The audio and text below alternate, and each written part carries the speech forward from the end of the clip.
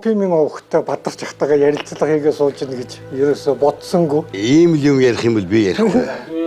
Дээр үе чинь та нэг нэвтрүүлэг хийгээд л тийм ээ. Хүн гэж юмдан өршлөнд бууж мордод буцахын цагт ухаардаг бололтой юм. Юуны өмнө би үзэгч төмний өмнө танаас хүлцэнгүйгээр одоо уучлалт хүсэх ёстой, хүнийхээ ёстой. Нэгэн цагт өвчхинжиж таны нэр хүндийг алдаж таныг үтгэж явсандаа хүлцэлж хүлээж авна уу. Тэр ч одоо хэдэн он блэ? Тийм ярина гэж одоо ойлоо тохирсон хоёр. 17 жилийн эксперт.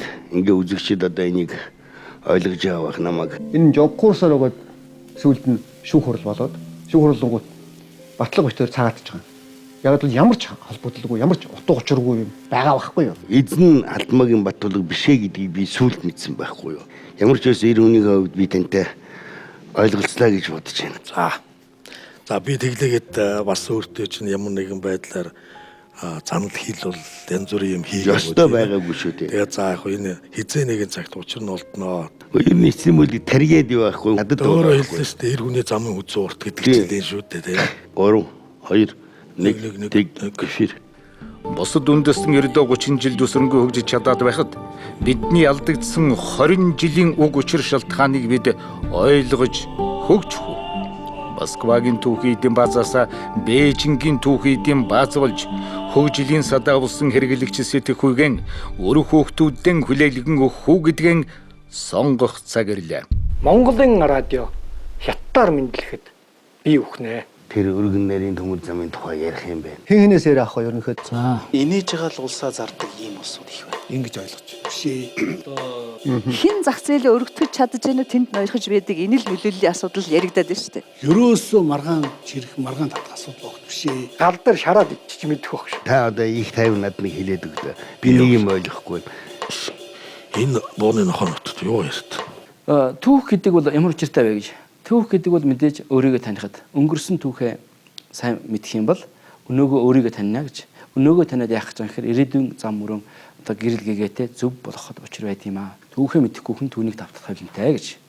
Тэгэхээр төмөр зам бол 200 жилийн өмнө энэ хүндрэлтэнд эрэхтэй бол маш их багтаамжтай өндөр хэмжээний хүнд тээврүүдийг бий болгох одоо тийм л эхний лалхан байсан байдаг.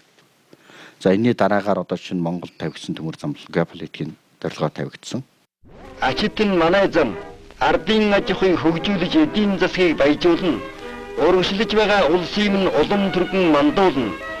Энэ бол Оросын эзэнт гүрний удаан хугацааны мөрөөдөл байсан 100 жилийн тэртээ бол өрөнд орныг холбох. Сибирийн төмөр зам Орос орнд ямар ч ашиггүй байлаа ч гэсэн энэ замыг одоо чинь өрөнд орныг анх удаа холбосон.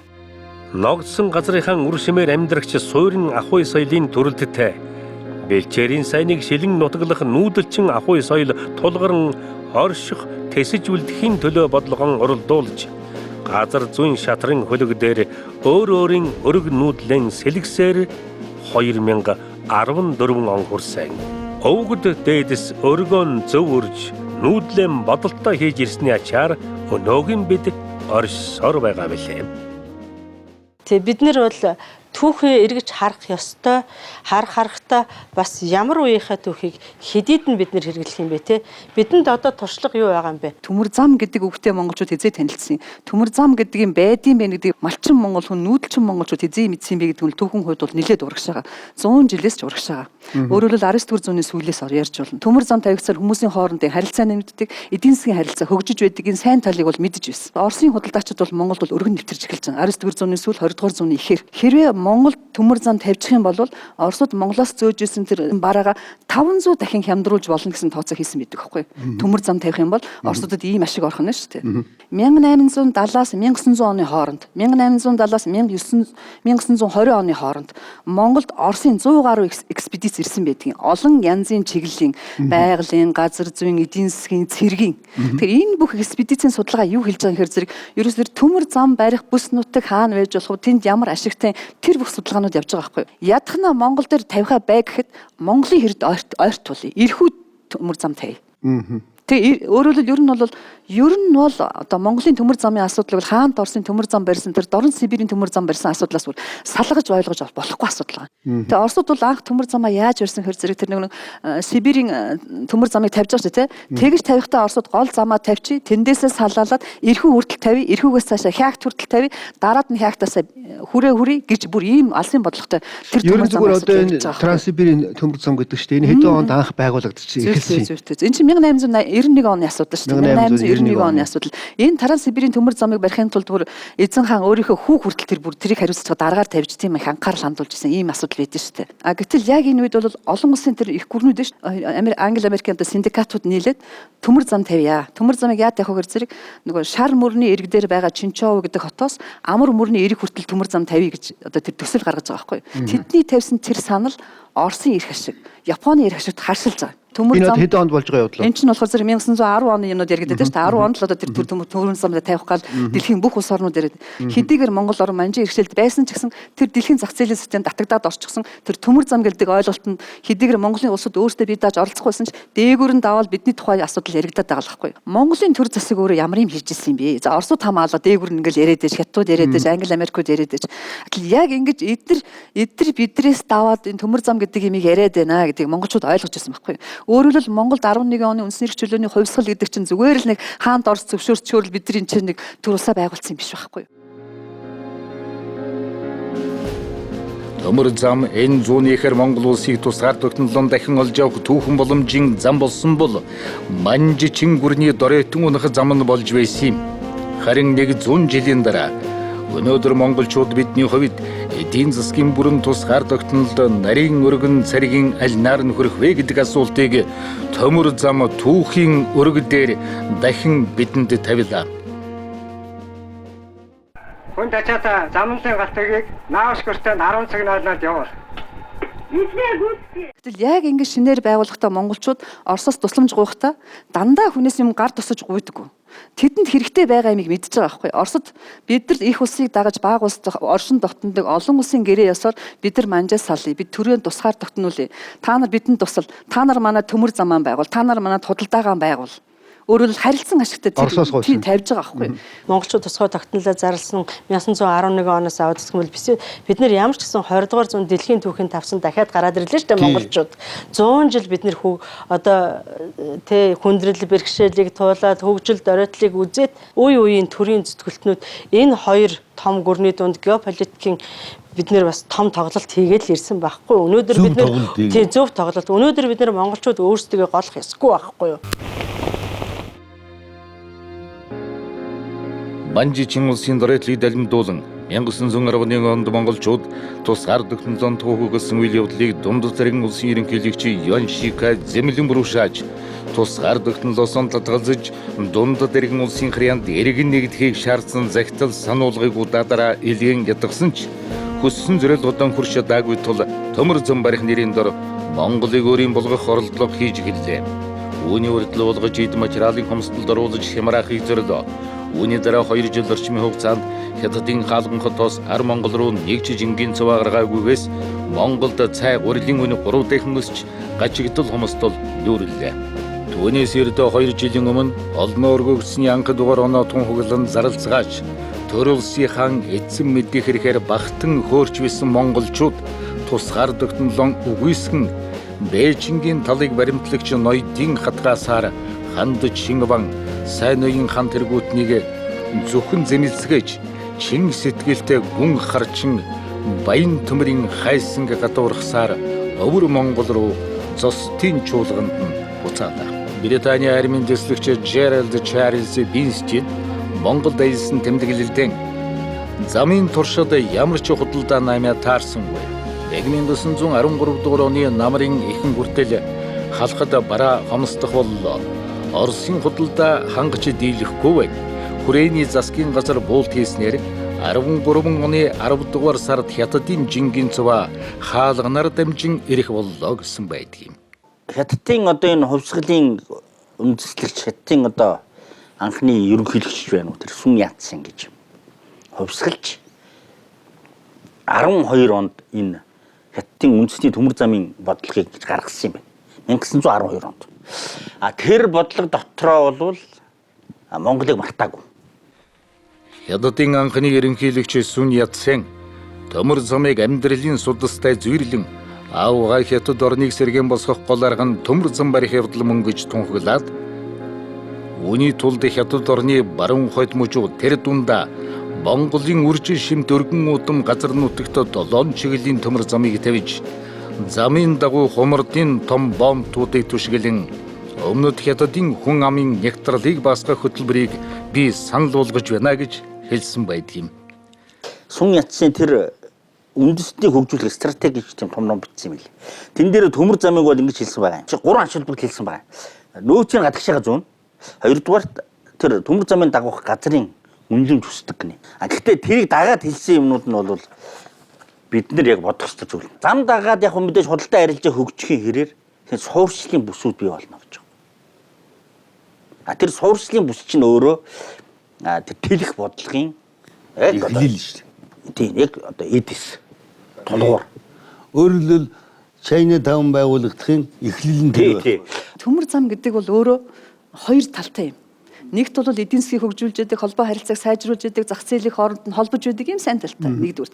Гэтэл яг нөгөө талаараа болохоор зэрэг нөгөө тэр тэргүүлэгч гүрэнд бол газар нутгийг нь тэлэх боломжийг олгож яадаг байхгүй. Тийм учраас энэ дээр бол маш нарийн бодлоготой, маш тийм одоо юу гэмдэ цензуртай хандж ижил тэр асуудлыг оруулж ирэхийг Монголын төрөлсгийн удирдлагч ойлгож ирсэн. Өөрөөр хэлбэл энэ дээр бол их л тийм болгоомжтой хандах хэвээр мэдээж хөгжил дагуулж байгаа нь үнэн. Гэхдээ бас тэрийг дагсан сөрөг зүйлүүд орж ирж байгаа гэдгийг тэр үеийн удирдагчид, тэр үеийн монголчууд бас ойлгож ирсэн л та.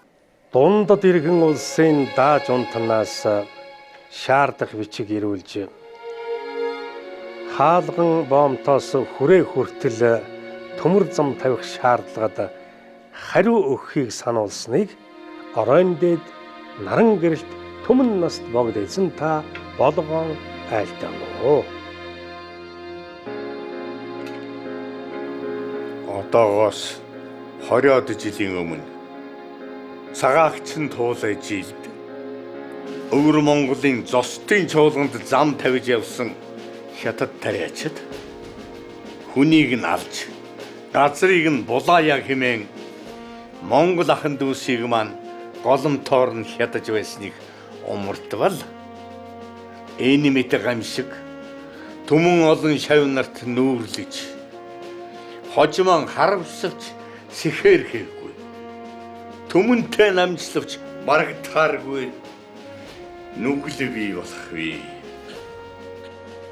10-аад жилийн өмнө баддаргуулт төрийн үед хаалган хүрээ хоёрын хоорондоо тавихаар хэлцэгдэж байсан төмөр замыг сайн ноён хан ханд чин ам тэргүүтэй хэдэн самун ван ноёд тусгаар улсын эзэн мэдих эрх хэмээж хоосон ашиг сүрээр саатуулснаас болж олон шав хошуудыг идэх өмсгөр хомсдуулж зоосон шүү дээ.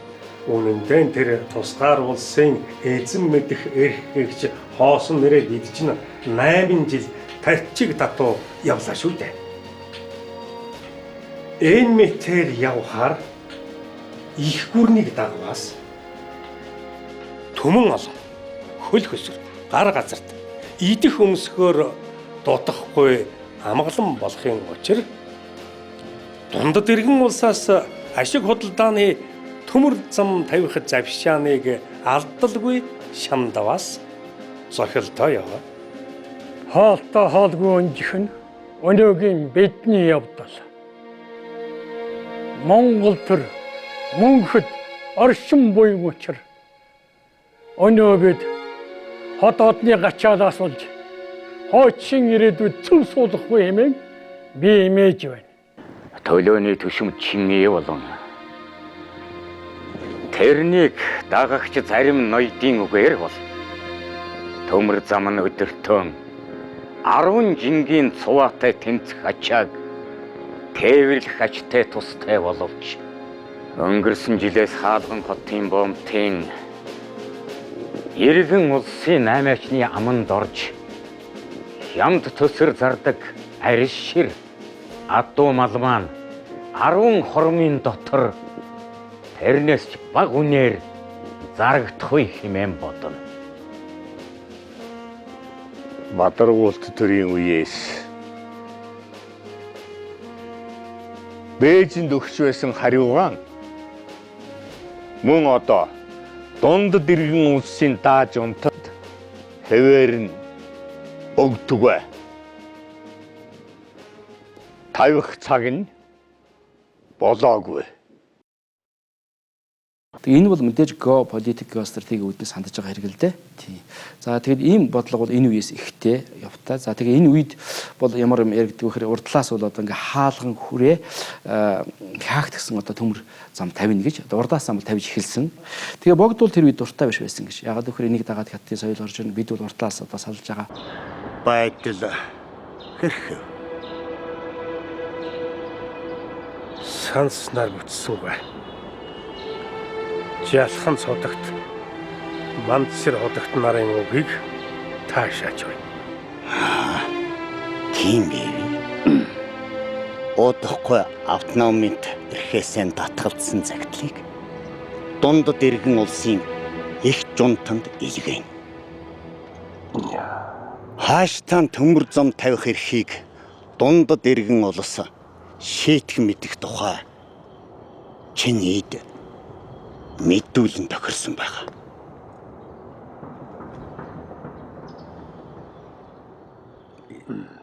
Өөрөөр хэлбэл одоо төмөр зам гэдэг чинь монголчууд ч ойлгож байдаг.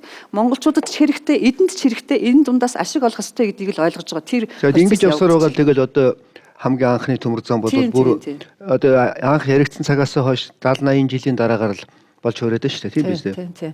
1949 онд Улаанбаатар төмөр замыг ашиглалтанд өхийн өмнө 26-наас 29-ний өдөр Бүгд найрамд Монгол Ард улсын ерөнхий сайд маршал Чавилсан Зөвлөлбөт улсаас Бүгд найрамд Монгол Ард улс сууж исэн элчин төлөөгч Приходов хоёр шалгалт хийгээд ерөнхий сайдын хэлсэн үг бол энэ зам бол Монгол улсын хөгжил дэвшлийн зам болно. 1949 оны 11-р сарын 7-ны өдөр анх удаа Улаанбаатар хотод анхны галт тэрэг орж ирсэн. Та санаж байгаа ёстой тий. Сталины зурагтай тий. Галт тэрэг биш чи паровоз орж ирж байгаа. Энэ бол Бүгд найрамдах Монгол Ард улсын эдийн засаг, тээврийн хөгжилд эргэлт болсон үйл явдал байлаа. 47-оос 49 онд тавигдсан төмөр зам бол Монгол улсын эдийн засгийг бол шал өөр төвшөнд одоо хүртэл хүргэсэн тавигдсан цагаас нөгөө талдаа яагаад энийг тухайн үед байгуулахдаа нийгэмлэг гээд татвар төлгөө айлын эрх хөгжиг байгуулах болгосон тийм ээ 50-50-аар энэ чинь бол хувь цаанч одоо зарагдах хэрэггүй ингээд хийсэн энэ бол маш том одоо геополитикийн үед бол тэр үед бол маш зөв алхам хийжсэн. 1949 оны 6 сарын 6-ны алдарт гэрээнээс хойш өнөөдрийг хүртэл 65 жил одоо энэ зэрэгээр Монголын ард түмэн өнөөдөр хөгжсөн. Төмөр зам гэдэг бол хуурай газрын хамгийн том геополитикийн дэд бүтц. 100 жилийн өмнөх монголчуудад түүхийдэн зөөх төмөр замыг урагшаагаан татах үгүй юу гэсэн асуултын хариуг өгөх мөч тулгарч яг л одоогийн шиг маргаан зөрчил дунд хэлэлцэгдэж байлаа. Тэр цагт ашгийг биш алсыг харсан дээдс маань үгүй гэдэг хариуг өгч чадсан байдгийг. Харин өнөөдөр унсан нэр хүнд баллаж сүйтгэсэн улс орныхон өмнө хүнд байдалд орсон эрх баригчид харамян хохоолох ихтэй тим гэж хэлэх гэж байна. Гэвлэлтэй техникээ дэлгэсэн анхаалал хандуулахыг хүсэж байна. Одоо ер нь тун утахгүй манад 3-4 чиглэлээр юм нарийн төмөр зам тавих гад их хурлын шийтгэж байна гэж байна. Тэр тавих байгаа чиглэлийн зургийг би энэ хэний сүм яцсыг гаргаж ирсэн зурагтай ингээд давхцуудад үзэхээр яг таарч. Манай нөхдүүдийн хийгээд байгаа зурагтай ингээд давхцуулна шүү дээ тий. Тэгэхээр яг байж байгаа. Би яст ям харин зээрөөгд яг ирж явж яах юм бэ? Тэгээ дотроо тэгээ 102 жилийн л одоо тий. Би тэгээд тэр үед миний гайхсан юм. Тэр үед оюутлогоод ямар нэгэн байгааг тэр яаж мэдчихсэн юм. Сонь байгаад байхгүй. Нарийн Сухатад мөрс байсныг яаж мэдсэн тий. Өөрөөр хэлбэл тэр хүн 1912 онд бодож байсан зүйлийг бид нэр одоо ингээ гүйцээж байна. Одоо бид манай урд төрчүүд нэг юм гайхамшигтай шин чанар байдаг. Миллиард 200 сая хүн маш дуулууртай, сахилга баттай, хариуцлагатай, даруу энэ ард түмэн өнөөдөр ажилдуржүүлсэн ямар ч хувцас альч улс оронд авсан made in China байгаа. Юу гэхээр үндэсний онцлог хүлээдэг. Заавал одоо гэж адгаал ингээд ахгүй тий. Тохиромжтой цагийг хүлээгээл хэвдчихдэг. Одоо ямхаар ахих гэдэг байгаа ш. Ингээл яваад тий. Тэр тохиромжтой цаг нь одоо болцсон юм шиг. Өөрөөр хэлбэл 12 онд тэр гаргасан төмөр замын бодлогыг өнөөдөр манай Монголын төрийн түвшинд гүйцээж өгөхөөр ингийн тохиргоо явагдаж байна гэсэн. Тийм бодол төрсөн. Зүгээр Монгол хүн өөрөө энэ тусгаар тогтнол энэ бүх юм 1-2-3 юанаар хэмсэлж магадгүй. Тэр нарийн зэрэгээр нь тавиад хэмжээний нөөцийг богино хугацаанд экспортлох ийм асуудал ярмаар байна. Тэр асуудал нь хятадууд авч биднэрт өөрсөнд байна. Энийгээ бид анхаарах хэрэгтэй болж байгаа. Бид нэр өөрсдөө эрх чөлөөгөө тусгаар тогтнол үн цогцоогоо худалдаггүй байх хэрэгтэй. Нөгөө Хятадын одоо 1921 оны өмнө манай хаадууд чинь Данжаад нарт хамаг юм өгсөн байсан шүү дээ. Ингээ өрийн бичгэн дарагдсан. Ямар цэргийн төмөр зам баривал эдийн засгийн хувьд үр ашигтай, техникийн хувьд хамгийн боломжтой байж байгаа гэдгийг шийддэг. Тэрнээс биш их хурл засгийн газар бол төмөр замаа бариа гэдэг шийдвэрэл гаргах ёстой. Тэгээ ер нь инээж байгаа л улсаа зардаг ийм улсууд их байна. Сүхбаатар ДСБ тунгалах сайхан Сүхбаатар өртөөнөөс 2601-р галт тэрэг 21 цаг 00-д явлаа. За мэдлээ. Одоо энэ нарийн төмөр зам тавихаар ямар юм үүсэх вэ гэхээр ийм байлээ. Энд чинь нөгөө зүүн баруун хүрдтэй машин гэдэг шиг стандарт нь 2 өөр юм байна. Манай төмөр замчд бол нөгөө Орос стандартаар сургагдсан. Тэгэхээр нарийн төмөр зам руу очихоор дохио зангаар хүртэл өөр болоод тэр нь болохоор бэлтгэдэггүй. Бэлтгэдэггүй болохоор яг үг гэхээр бэлнээр нь хятад төмөр замын ажилчид. Ажилтны мэрэгжилтэнгүүд ирнэ гэсэн үг шүү дээ. Тэр нь бол баталгаатай. Хятадын технологи орж ирнэ. Тантай нэгдсэн сүлжээнд орно. Тэнд ажиллах хүчний асуудал шийдэгдэнэ. Хятад төмөр зам ажилдаа бэлдэн хятад инженер техник ажилчид маш орж ирнэ гэсэн ийм л бот байдал. Нарийн цэргийн төмөр зам ашиглаж эхлэх юм бол цааш болсон хүчний асуудал, цаг хугацаа, эдийн засаг гэдэг их л хугацаа шаарддаг байх та. Нөгөө замын найруулагч биш байд юм шүү дээ. Одоо чи тэдгээр зам чи эдгээр зам гэж хэлдэг хүн нь хятад хэлтэй байх болж эхэлж байгаа. Яг бол тэдгээр бол монгол хэлдэггүй шүү дээ. Яг миний бодлоор нарийн цэргийн төмөр зам тавихад одоо шинэ болсон хүчин бэлдэх асуудал байж гин нарийн цэрэг таарсан тийм замын тоног төхөөрөмжүүд дугуй мууч нарийн цэрэг таарсан тийм хөдөлгөөн шаардлагатай болно. Ер нь энэ нарийн цэрэгтэй байлгая гэдэг асуудал бол тун ойлгомжгүй байгаа. За ер нь бол нарийн цэрэгтэй төмөр зам байна гэдээ үзэх юм бол энэ ч одоо бүх байдал өөрчлөгдөнө гэж ойлгож байна. За замаасаа хэсүүлэл хөдөлгөөрөлтгүн зүтгүүр богоон өртөө зөвлөг богоон депо зүтгүүрийн депо энэ бүх зүйл өөрчлөгдөж дахиад шинээр зам барих гэдэг бол байж бошгүйгээр санаанд тогтмааргүй тийм их хөрөнгө оруулалт шаардах ажил байна гэж ойлгож байна. Манай сургууль маань 1435 мм-ийн цавьтай төмөр замыг барихад хугацаа хэр зэрэг хэрэгтэй гэдгийг хэлж чадахгүй байна. Яагаад гэвэл энэтэй холбогдлолтой сурагчид оюутнуудтай мэдлэг өгөх бидний яг суур үндсэн хэрэглэгдэх хүн байхгүй. 1435 мм одоо дахин суралцахад бол сургалтын одоо бааз бидэнд одоо зааж байгаа өгж байгаа босод энэ мэдлэг бол тун хомос байгаа шүү дээ. 98 оноос хойш сураад одоо хүртэл ингэ сурж байна. Гэтэл одоо сурж дуусаагүй байж дахиад ахаа миний одоо сурсан юм байхгүй боллоо шүү. Хэрвээ тэгэх юм бол ахаад би дахиад 10 хэдэн жил сурна гэсэн үг шүү дээ. Монгол улс дотроо л 1520 мм байх хэрэгтэй гэж үзэж байна. Төрөөс төмөр замын талаар баримтлах хүч гэдээ гаргачлаа шүү дээ. Тэгээ энийгээ хэрэгжүүлэхгүй. Энэ бол би их бодож олжсон, олуулаа хэлэлцсэн, хоёр намынхаа хойлол байсан. Ийм л одоо баримтч. Энэ баримтчгээр бол маш зөв тодорхойлсон байдаг байхгүй юу? Өргөн царийг нь одоо нэгдсэн сүлжээ байя, тийм. Одоо энэ Монгол улсын дотоодын сүлжээ. Энэ бол тусгаар улсын одоо бодлого байх хэрэгтэй. Энэ үнэхээр тусгаар улсын бодлого тавьсан бид нар бол өргөн царийг нэгдсэн сүлжээ бүгдээр нэгдсэн байна.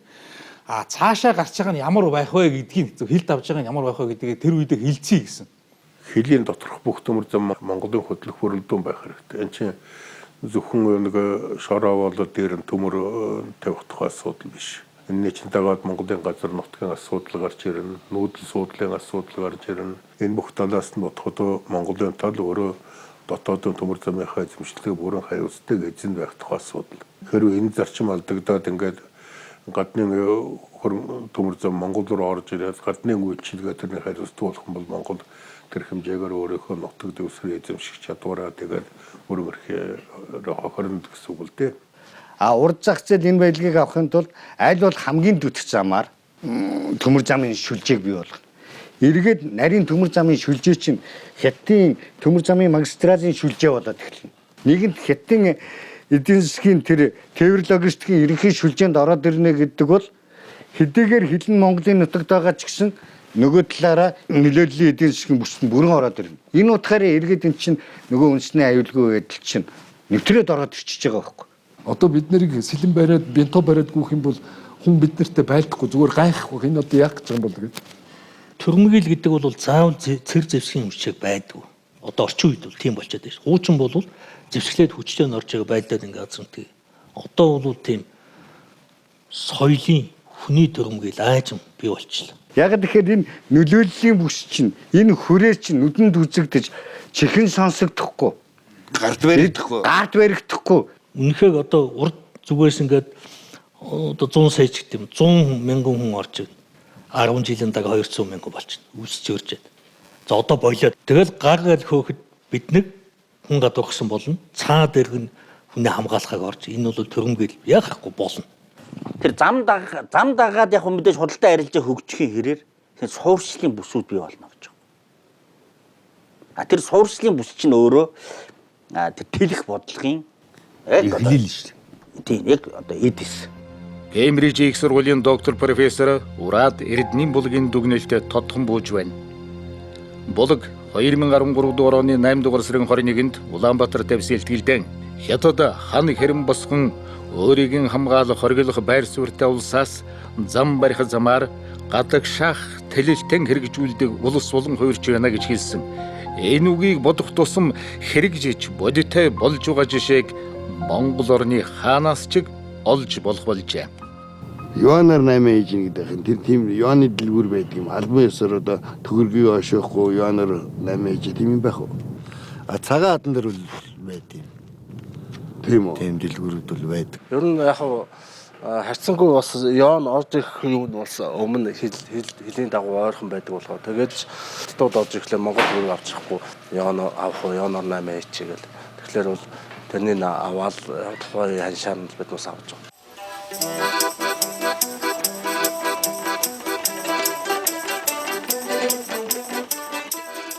Хятадын одоогийн хамгийн сүүлийн үеийн бодлого бол эдийн засгийн ямар нэгэн боломж гарангууд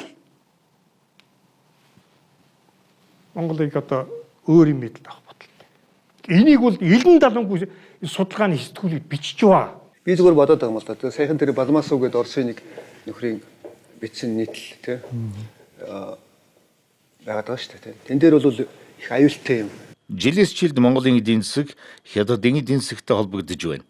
Саяхны хүртэл Монголын том үйлдвэрүүд Оросын хяналтанд байгаа гэж тооцож байсан бол жижиг болон дунд бизнесийг бараг бүхлээр нь Хятадууд хянаж байна. Өнөөдөр Хятадууд Буриадад яаж ороод ирсэн байна? Алс дорнодод яаж ороод ирсэн байна? Хавтгаа болцсон. 80 настай Орос эмээтэл 20 настай Хятад залуу гэр бүл болоод Оросын иргэн болцсон. Ногоо тэрээ сууж шít хөдөө тосгоно. Тэр бүт ийм байл шүү дээ. Одоо хэрвээ яг энэ хурдаараа явах юм бол 10-аад жилийн дараагаар Оросын Сибирь хавийн одоо сонгуулийн насныхны 3/1 нь Хятадтай ямар нэгэн байдлаар холбоотой хүмүүс болж ирсэн гэж. Тэгээд Орос Афганаас чи хэлж шít. Манай эрчүүд муухай арх уугаад ажил хийдгүү. Энэ Хятад залуучууд чинь ажилсаг мөнгөтэй секстэй сайн интернет зүйлстэй юм ярьж шít тийм. Жил бүр хамгийн багадаа 10 жилийн турш тэдний 600 мянга орчим нь хөлөөрөө хойд зүгт зэлүүд нутагт амьдрын суурьшаар нүүж байна. Тэд өөрсдийн цэргийн хуаран эмнэлгээ барих болно. Энийг л би Хятад хэлбэрийн даяарчлал гэж хэлж байгаа юм. Улс төрийн шинжлэх ухааны Америкийн холбооны ерөнхийлөгчөөр ажиллаж байсан Самуэль Филиппес Хантингтон иргэншил хоорондын мөргөлдөм шинжилгээдэн буй дэлхийн дэг журам хэмээх стратеги судалгааны бүтээлд эдийн засгийн хүчрхэгжиж цэрэг армийн зардлаа хэд дэх нөсгсөн Хятад улс хэлийн маргаантай хөрш орнуудаас Вьетнам, Японы усан хэлийн бүсэд бүрэн хяналтаан тогтоох улсноо зарласнаар мөргөлдөн эхэлнэ. Улмаар шатлан өргөжиж Дорнот ба Төв Сибирт үе олон хятад зуршигчид илгэн хятадын хараат байдлыг эсэргүүцсэн бодлого Монголд дэгдэн. Орос хохирлыг багасгахын тулд Монголын өмнөд хэсгийг хятадын бүрэн хяналтанд хамруулах тохироо хийнэ гэж 1996 онд одоогоос 18 жилийн өмнө бичиж байжээ. Бодит байдал ямар байгааг та бүхэн тунгаан харцгаана уу? Хятадууд Монгол руу довтлохдоо тулах юм бол тэр нарийн царгийн төмөр замтаа замгүй орж ирнэ.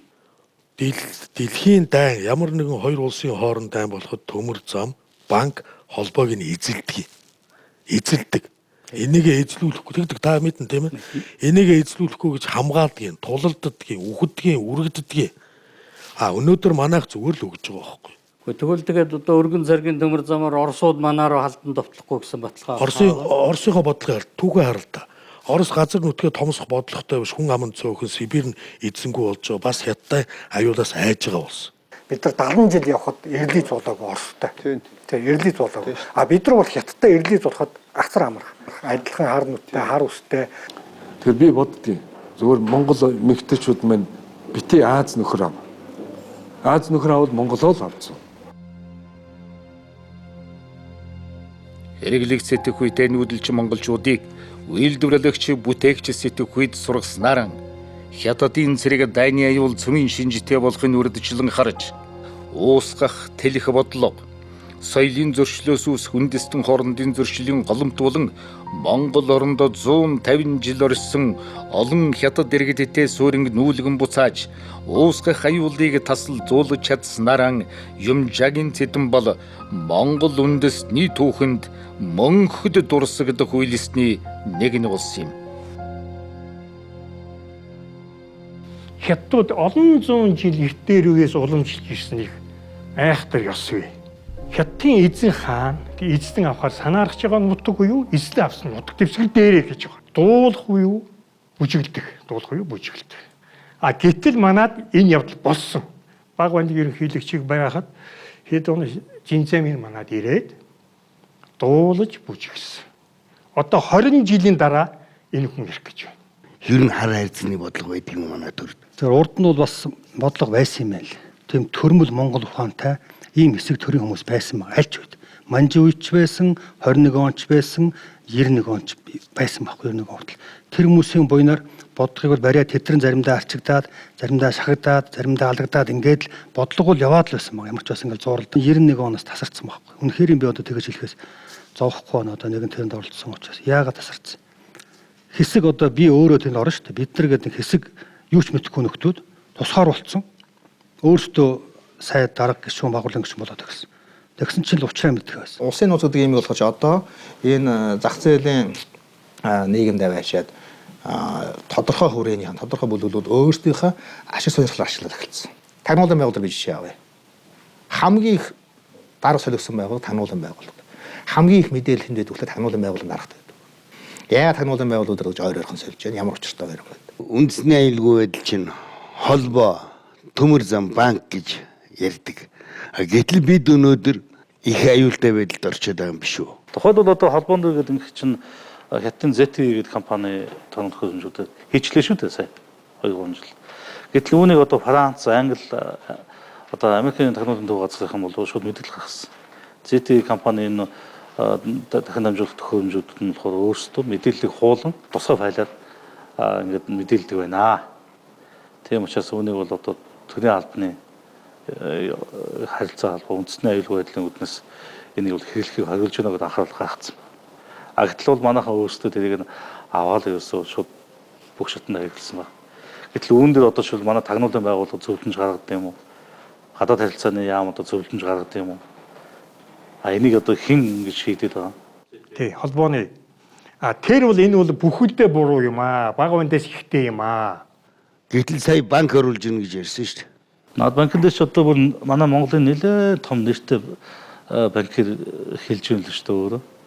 За ер нь баг эрхчлөлттэй гэж өнгөрч улсгалан явснаас затгалан хамааралтай амьдцгаа гэдэг ингээ өөрөөсөн мэл. Хятадын банк орж дэлхийд дөрвд ордог банк нь орж ирлээ. Энэ бас болохгүй. Эдийн засгийн асуудал манай арилжааны банкудад хүн дээр тулсан шүү. Эдийн засаг ер нь өөр тийшээ эргэх байхаа. Яагаад одоо тэгж байгаа? Үгүй надаас өөр амьтад энэ дээр үйдэх юм уу хайшаа юм бэ?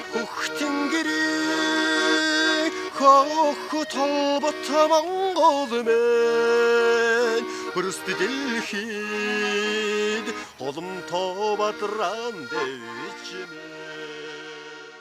Энэ одоо системтэй л одоо их хайхтай том бодлого гэж хагдаад байгаа. Одоо шинэ өмнөд төршийн одоо уламжлалт бол гайхалтай байхгүй. Одоо бид нар ингээд будаатай шаацсан гэдэг тийм. Тэр ингээ яаж хийсэн ингээд судалсан юм байна. Тэгэнгүүт уг нь бол хингийн билээ. Яг нэг тусгай найрлагатай юм шавар байна. Тэр ингээ зуурч чагаад усан тийгээд тэгээ 300 жил. Миний хүүхдийн үгд үзэхгүй. 300 жилийн дараа хүний үеэр бол 5-6 үеийн дараах хүн. Энэ нөгөө өвөгийн зуурсан шаврын гинлээ гэл шаазантай ингээ шигтгэнэ шүү дээ юм. Өөрөөр тэгж их хол бодоод зүгээр энэ одоо бид энүүгрээд бодоод ш өнөөдөр нэг хямрал болцсон хэдэн төгрөг хэрэгтэй гэж бодох биш. Тэднэр шиг юм урт бодвол яасан юм бэ гэж чахгүй.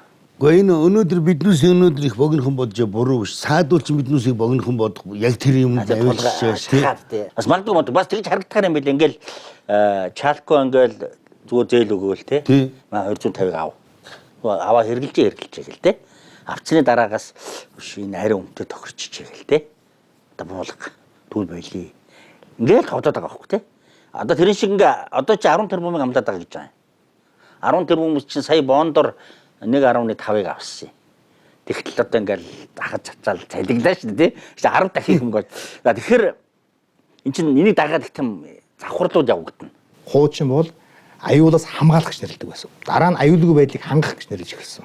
Өөрөөр хэлэх юм бол хийсэн ч болно, хийгээгүй ч болно. Ингээд энэс эрэхтэр яаж нөхлөж нөгөө нэг хамгаалалтын тогтолцоо байх нь аюулгүй байдлыг хангадаг систем маань тогтолцоо маань өөрөө байхгүй болоод бүх механизм нэвтрэнгуут юу болж байна? Эзгүүрэл бий болж байгаа. Маш одоо богино хугацаанд төмөр замаа дээр нарийн зэргээр нь тавиад хэмжээний нөөцийг богино хугацаанд экспортлох ийм асуудал ярмаар байна. Ард түмнийхээ итгэлээр одоо эрхийн хэрэгжүүлнэ гэсэн хүмүүс бол ерөөсөө бүх юм эзгүүрүүлж хүчхүүдүүлээд тэгээд гадныханд бол ерөөсөө бүх юмыг оруулж ирэх нээлттэй үе таалга нээгдэж байгаа. Одоо энэ үе таалга нээгтээ бүр сайхан нээж өгч байна. Улаанбаатар зам явууд Ирээн Бээж гэсэн төмөр замын ганцхан төмөр зам байсан бол одоо дээр нь 7-ог нэмж байна. Өөрөөр та нар нэг хаалга битгий ороо. Тэгээд нэг хаалгыг ядаж чи хараа сууж иж болдог да тийм үү. Гэтэл одоо 8 хаалга яаж харах уу? Тэгэхээр өнөөдөр бид нарийн цариг ороод ирэх юм бол тэр зам бол мухар байх юм. Мухар гэдэг нь уурхаа руу ачлаа. Уурхаа руу нарийн цариг орлоо. Уурхаагаас баялагийг ачаад явлаа. Тэнд боловсрол үйлдвэр гэдэг юм ойлголт байхгүй. Ерөнхийдөө бол 7 юм уу 8 газраар ийм мухар нарийн цариг төлөвлөсөн байдаг. Энэ бол цэвэр бизнес, эдийн засаг, энэ бол цэвэр одоо үр ашигын асуудал шүү дээ. Ерөөсөө бид үр ашигтай ажиллаж ижил тэндээс мөнгө олно шүү дээ. Бүхэл юм зоосоор. Өнөөдөр л болж байвал маргааш хамаагүй гэсэн байдалтайгаар эх орны тэр хувь заяагийн асуудлыг шийдэх гэдэг нэг харамсалтай байхгүй. Монгол бол одоо бүх ордуудаа ингээд нарийн төмөр замаар маш хурдтай түүхийгээр нь зөөгөөд хятадын эдийн засгийн их хэрэгцээн дээр ингээд аваачаад хасгачих гэж байна л да. Ингэж Монголыг ингэж зүгээр Монголын баялагийг гоож уршиг. Зүгээр карант нээж байгаа юм шиг ингэж гоожулж болохгүй. Энэ Монгол улсын баялаг маань энэ дотор байна. Одоо ингээд замуудын бомбт ингээд гоожж байгаас энийг 8 болгоё. 1 2 3 4 Ингээд улс орны хил хязгаарлуу чимээгүй яваад ингээд аалт шиг байгаа төмөр зам ороод ирдэг. Тэрүүгээр нь хамаг баялгаа май гэж өгчгөөд би өнөөдөр яах гэж яриад байгаа. Та бүдээр яах гэж бохиндаад байгаа. Тэм үү? Яах гэж өнөөдөр ингэж хил зогсоод байгаа. Юм болохгүй болчихлоо байна гэдгийг мэдрээд байгаа учраас энд ирээд сууж байгаа. Тэгээ өнөөдрийн байж байгаа улс төр бол бид нарыг дайлж өнгөрч байна. Энд бол эмзэглэхгүй хүн нэг чалга. Гайхмаар үйлдэлүүдээр бидний дундуур өнгөрч байгаа. Өөрөөр хэлбэл өнөөдөр бид нар уламжилгүй хүн чанаргүй мөн чанаргүй төрийн дор амьдарч байгаагаа бүр их хатуу ойлгож байна. Тийм байна. Тэгээд босоо бичгшгэн Монгол хүн болгон сэтгэлгээний босоо тэнглэхтэй байж улс орны үндэсний эрх шиг тусгаар тогтнолыг хамгаалах цаг бол болцсон юм байна л гэж би бодож байна. Тэгээд тэр 8 энэ зүйл 8 бомбын 7 зөвхөн энэ баялагийг зөөхөд зориулагдсан зам бүгд хаалгаж болно. Баялаг нэг тусаагаар авчлаа. Ямар шаналдгүй. Яагаад гэвэл энэ дээр Монголд санал тавих тогтолцоо байхгүй, боловсон хүчин байхгүй, дэд үтсэн байхгүй, тэр байтугай төрийн бодлого нь байхгүй. Энэ бол зүгээр нүүрс зарах гэж байгаа хүмүүсүүдийн сонирхол яваад байгаа болохоос төмөр замын бодлого, тээврийн бодлого. За тэгээд дээр нь хэлэх юм бол Монгол улсын үндэсний одоо аюулгүй байдал, дээрээс нь үндсэн одоо тусгаар улсын аюулгүй байдал, тусгаар улсын бодлого гэж юм байхгүй. Ийм л одоо юм болоод байгаа. Нарийн цэрэг хааш орж ирсэн шилжүүлд ажилт болно. Нутгийн гүн рүү орж ирэх тусмаа тэнд хятадууд одоо мөө тэр царгийг хүлээж авах гатгны одоо бичиг баримт хүлээж авах хятадууд ирж ажиллах хэрэгтэй байдаг. Бүр наашаа авчирч тусмаа тэгнэ шүү дээ. Үндэстэн оршин тогтнох тэр зүйлд ямар нэгэн сөрөг нөлөө бий битгий болчихсоо гэсэн үгээс магадгүй өнөөдөр эдийн засгийн хувьд ашигтай байж болно тийм ээ. Аливаа шийдвэр гаргахад мөнгөний хувьд илүү их ашигтай байж болно. Мөнгөний хувьд Монгол үндэстэн мөнхөд оршин тогтох тэр хувилбар нь юу юм бэ гэдгийг харж л хийгдэх ёстой болохоос биш 100 жил 200 жилийн дараа үндэстэн мөнх аюул орчих аюул байгаа. Монголын хилээр одоо хөлийг өмнөд одоо нутгаар нь 8 одоо чиглэлээр одоо төмөр замын нарийн төмөр зам 50 гэдэг асуудал бол энэ байж болохгүй асуудал. Энийг дагсан дүр зураг, энийг дагсан үр дагаврыг хариуцах хэн хүлээх? Өнөөдрийн засгийн газар, өнөөдрийн парламентанд шийдвэр гаргаад энэ буруу шийдвэрийн хариуцлагыг бид үүрэх болж байна тийм. Би бол энэ эсрэг байр суурьтай байна. Төр улсын тусгаар тогтнол гэдэг бол төмөр замаас эхэлнэ. Манай төрд бол ой санамж алгаа. 4 жилийн ой санамжтай байна уу юу? Ерөөсөө энэ урдаас орж иж байгаа 8 чиглэлийн төмөр замууд ч юм бол хятад 10 жил өмнө тавигдсан асуудал шүү дээ. Яагаад хятадын төр монголчууд энэ нарийн царгаар тавина гэж мэдээд 8 чиглэлээр нарийн царгаар тавьчихж байгаа. Амдаа тавьчихж шүү дээ. Оройдж байгаа яагаад гэвэл шашаатанда нарийн царийг шийдэх шиг боллоо шүү дээ. Ялан хожмын өдөр эдлэх болно л гэж хэлмээр байна. За, болий. Болчлаа. Энэ бүх хугацааны туршид монголчууд хэдэн үеэрэн урсах цагт нь цусаан асгаруулж, золиослох цагт нь амьдралаа нь золиосолж, хоёр их хайчны дундаас арга ухаан сөвлөн байж 1961 онд олон улсад баталгаажуулсан 50 жилийн настай тусгаар тогтнолын маань энэ засгийн сайд Нямживын Батбаярын санаачлагаар Норвегийн Алтан хуйг тэргүүтээ засгийн газар 2014 оны 4-р сарын түүхийдийн нарийн цэргийг дэмжсэн тогтоолоор үгүйсгэн 10 хар унлын замыг нээлээ. Одоогийн засгийн газрыг баримталж байгаа бодлого бол ер нь Монголын хөлийг дайрдсан газараараа сэтэл ялгаадаг юм зөөх юм асуудал. Монголын өөрийн эдийн засгийн хэрэгцээ, амьдралын шаардлага нь ер нь бүх баялгаа нэг зэрэг нэгэд бололцоотой ухныг гадагшин зөөгдөх асуудал биш шүү дээ. Тэгэхээр төмөр замын бодлогыг бол одоогийн энэ засгийн газрын хөнгөн хумгаа оруулж ирээд хүү хаагаа шийдчих гээд байгаа маягаар явах юм бол бид нар аюулгүй байдлаа алдаа туснаа. Гэхдээ энэ бодлогыг оруулж ирснээр нь батлаад гаргана гэсэн үг бас биш шүү дээ. Хүн болгон өөрийн гэсэн бодолтой. 12 оноос хойш Хятадын төмөр замын бодлого ингээд гоё дистаралт явагдсан. Би эдгээр шүтэж байна. Эдгээр бодлоготой энэ яг тусгаар улсынхаа хэргийг гаргаж байна. Тэгвэл бид нар адилхан л байх хэрэгтэй. Бид нар адилхан өөрийн бодлого. Уг нь бол гаргацсан юм байлаа. 2010 онд төрөөс төмөр замын талаар баримтлах бодлогын бичиг баримт гаргацсан. Тэгээд тэрнээс ухарчдаг тий. Юу яах гэж бодлого гаргасан тий. Ямар ч тач удаан хугацааны туршид яригдсан төмөр замын тээврийн талаар төрөөс баримтлах бодлогын асуудлыг өнөөдөр улсын хурлын нэгдсэн чуулганаар хэлэлцэж батллаа. Харин замтайвар барилга хот байгуулалтын яамнаас улсын хурлын бүх гишүүдэд Монгол улсын хөгжилд түүхэн хувь нэмэр оруулсанд нь талархаж төмөр замын царгийг дүрсэлсэн дурсгалын зүйлийг өнөөдөр бас гардуулаа өгсөн юм а. Нөгөөдөл тоо бодлоо бид нар зөрүүлээд хариуг нь бодлоо гэдэг юм хийх гэсэн юм бол тэрнээс яагаад ухраад байгаа гэдэг асуудал гарахгүй. Тэгэхээр төрд хэн байна вэ гэдэг л асуудал бас гараад ирж байгаа хгүй энэ асуудлаас шиг гарч ирээ. За цариг бол ерөөсөө энэ зөвхөн нүүрсний асуудал биш. Монголчуудын улс төрийн байгууламжийн асуудал байна. Энэ нам дамсан нэг цөөн хэдэн гэр бүл аль ч намд байна. А төрийн хүчээр бусдын бизнесийг булааж аваад өөрсдөө томрлоо. Томорчлоо. За одоо эдгээр ингээд бусдын бизнесийг булааж авдаг байсан бол одоо 3 сая монголчуудын хувь тавилангийн дэнчин дээр тавьж агаад тэр түүхийдийн зөөх гэж байна. Энэ зөөсөн мөнгө бол монголчууд баялаг болж ирэхгүй. Энэ цөөхөн хэдэн гэр бүлийг л дахиад Монголын улс төрд 30-40 жил байх санхүүжилт нь болох юм аа. Их төвчнөр ойлгол хууль боловсруулагчд маань зөвхөн өөрсдөндөө хууль тогтоол шийдвэрийг гаргаж ийн гэсэн үг.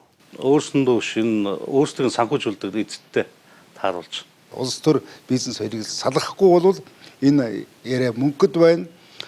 Бизнесүүд маань улс төр дэрж нөгөө төсвийн мөнгөн дээр бизнес хийдэг тийм л юм бол. Эзэдийн нэрлж чадах уу? Эзэдийн нэрлж чаднаа. За ардын намаас бол одоо энэ жагсаалт орж ирсэн хүмүүсийн 3.2 нь. Одоо энэ арчсан намаас бол би нэрлэе гэж бодож байна. Баяр цогт Алтан гоёг. За тэ Батхүү. Энэ Батбаяр гэдэг энэ нөхдүүд бол ерөөсөн Алтан гац гэдгийг анх байгуул. Батбаяр аюул олон Батбаяр аль байгуулж байсан. Нямжийн Батбаяр одоо манай чинь Тэнгэр онготтой харьцдаг нэг алтан сайд. Бортуунагийн Батбаяр юм уу? За. Дээрээс нэмээд хэлэхэд социал-демократууд бол хүн төрөлхтний түүхэнд хамгийн увайгүй үйл явдлуудыг болж хүн төрөлхтний амьдралыг самарч ивсэн юм байл л дээ. Тэгээ миний харж байгаагаар манай амьдралд энэ социал-демократууд энэ Монгол орны амьдралыг самраад дуусгана гэж би бодож байна.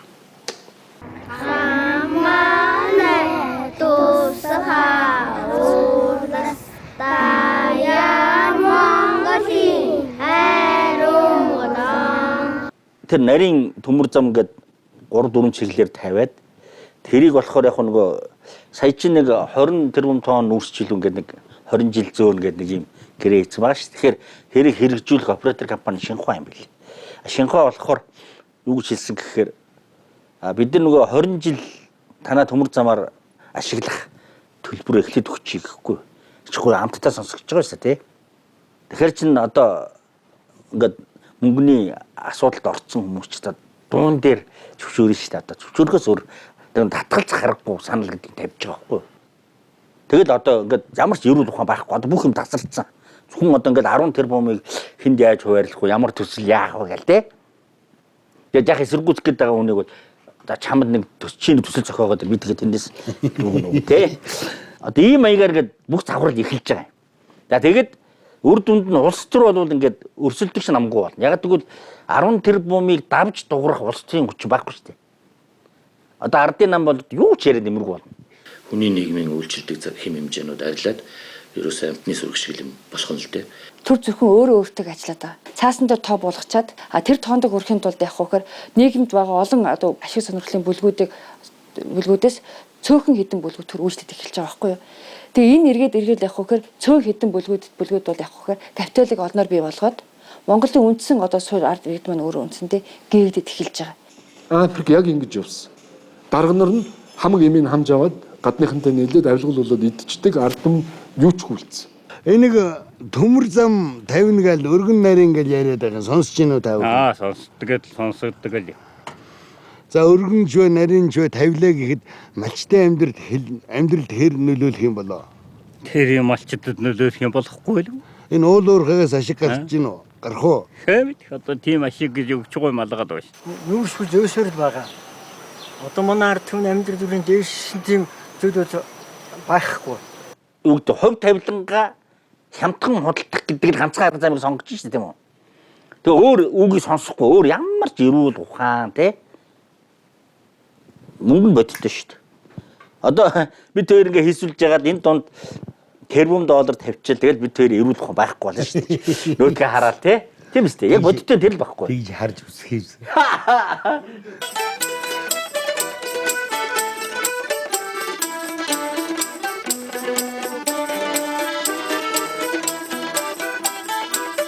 Би төрд гарч ирсэн учраас энэ боломжоо би дээцэгт нь өөртөө л ашиглая. Өөрөө л яаж одоо шаналж, яаж одоо зовж үзэх нь тэдний асуудал. Миний карманд л хичнээн хэмжээний мөнгө орж ирж байвал гэж зөвхөн өөртөө төрөвч хараад байгаа. Ядуу хүмүүсийн бодлоо. Одоо энэ бол яг үхээр гинт баяжих гэсэн хүмүүсийн бодол. Тэгэхээр энийг бол бид нэр зэгцлэхгүй бол яг ийм улс төржилт явагдаад байх юм манай эдийн засагч тэлэхгүй, улс оронч хөгжихгүй.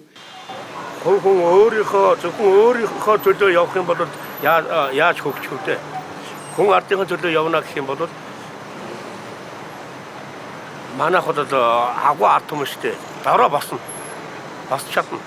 Тэгээ энэ эргээд нийгэмд бол хит баян хит ядуу гэсэн хоёр туудыг бий босгоод нийгэм докторгүй байдлыг бий болгоод ирэхээр нийгэм өнөөдрийн байдлаар циклээр ингэж ороод ирж байгаа. Тэгэхээр хятад руу заавал нарийн цэрэг тавьж хятадтай заавал шууд холбогдно гэдэг ухаан өөрөө бол зүгээр эдийн засгийн ашигын ухаан болохоос биш тусгай төгнөлөө ухаан байхгүй байна. Эдийн засгийн гэж тайлбарлаж зүтгүүлж байгаа юм л да.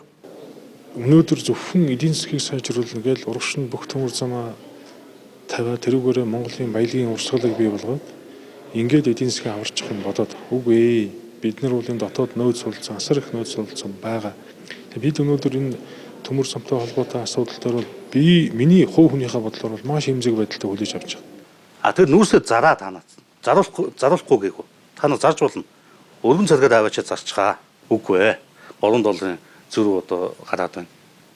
Заавал нарийн царийн тавина гэдэг. Нарийн төмөр замыг ингэ шилжүүлэхээр $3 гэдэг юм яриад байгаа шүү дээ. Захын инженер хэлж ийлээ. Өнөөдөр үгүй бид нар нарийныг тавилаа гээд тэр проблем шийдэхгүй гэж хэлээ. Хятадын гайлын хуулиар эрентгийнээр харж болдгоо бараг заавал асгад юм бэл. Бид нар өргөнөөр аваачаад очисон ч асгана. Нарийнаар аваачаад очиж асах байхгүй. Тэр $3 гардгаал гарах юм бэл. Тэгэхээр бид нар $3 хэмнэх гэж байгаа дүр үзүүлдэг нь би зүгээр энэ юугаа гаднаас хүний бодлогоор яваад байгаагаа халахлж байгаа тий. Үгүй би чиний $3 хэмнэх гээд байна гэж хэлж шүү дээ. Тэгэхээр бид нар хуурдах юм байна л да тийм үү. Өөрхий $3 хэмнэх гээд байгаа юм байл тий. Тэгэхээр зөвхөн нүүрсний тэр $3 ашигын төлөө ингэж хүмүүсийн толгой эргүүлсэнийг хэдэн төгрөг аваа яваад ч болохгүй л дээ. Энд чинь би 20-30 жилийн дараах асуудлыг ярьж байна. Аюултай байдал төрүүл хэн хариуцах юм бэ? Биднийг буруу үйлдэл хийж байгааг та юугаар нотлоод байгаа? Үгүй сайд чи ярьлаа. Энэ хүн өөрийнхөө шүү дээ. Би өөрийнхөө энэ хүн юу гэж ярьж болж энэ хэний төлөөлөл байж болно шүү дээ. Би тэрийг үгүйсэний төлөөлөл. Би бол аж ахуйн байгууллага бизнесүүдийн өмнөөс л ярьж байгаа. Яг үнэндээ. Нарийн царай тавих гэдэг хүмүүс чинь бүгд ашиг сонирхлын зөрчилтэй. За зүтгүүлж байгаа хүнийг одоо батгүй.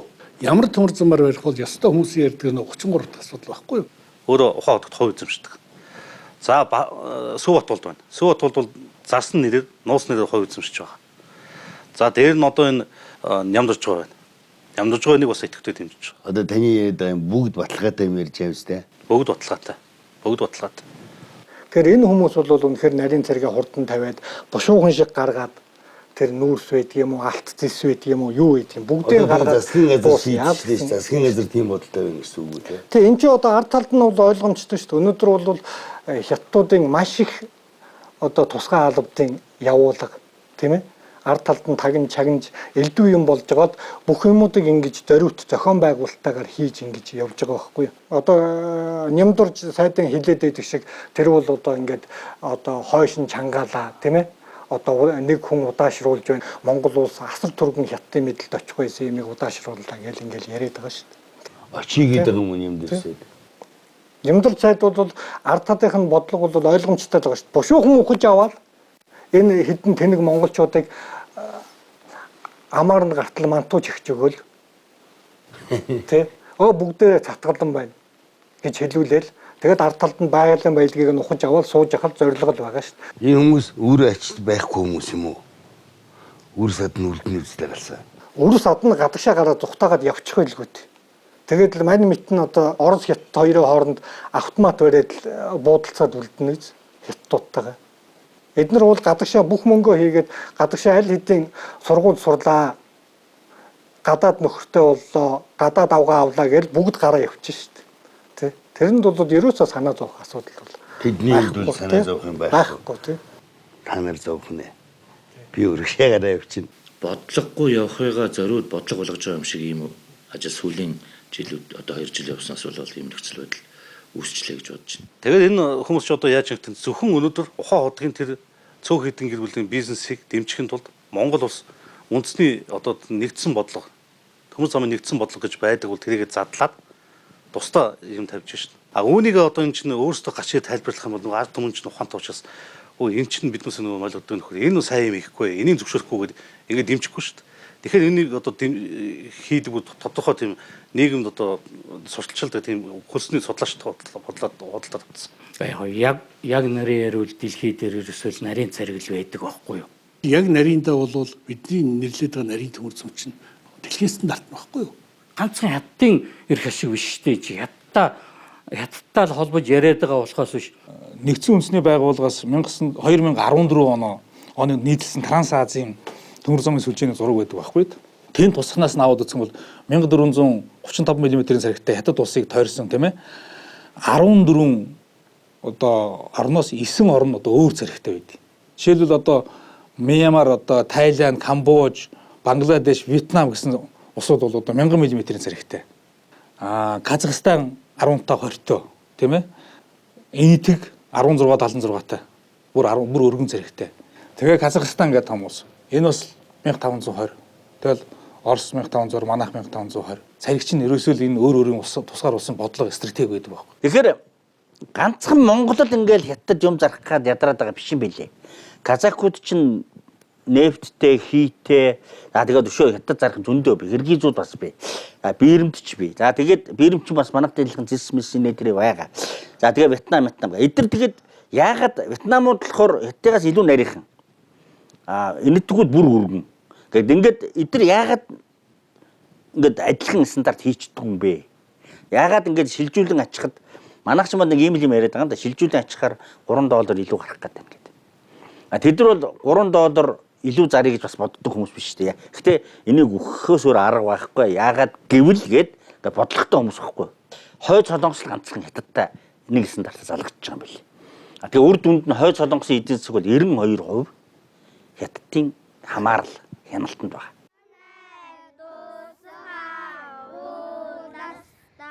Тов тодорхой хэлбэл нарийн гэдэг нь мөнхөд түүхийд зөөх цариг.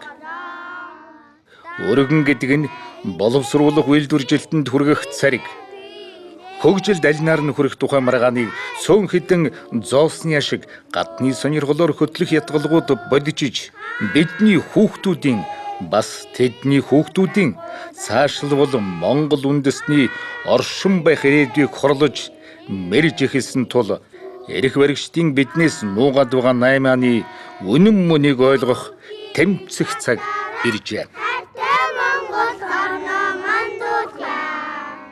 Түүхийн эд байх тусмаа үнэн баг худалдан авахч баг гэж яахгүй. Одоо та бүдээрт одоо ингээд баахан олсны ургамал авчирч урд хайчаал те. За наадахаар өмд хийгээд өмсгөл бид хийж чадахгүй. Чадахгүй. Хийдэн жинс авах юм бол тий. Яаж хийгээд авах? Түүхийн байх тусмаа хямдхан. Тэгэхээр тэрийг сүрч чадахгүй юм бол төр ус гэж байгаад яхаа л гэж яахгүй.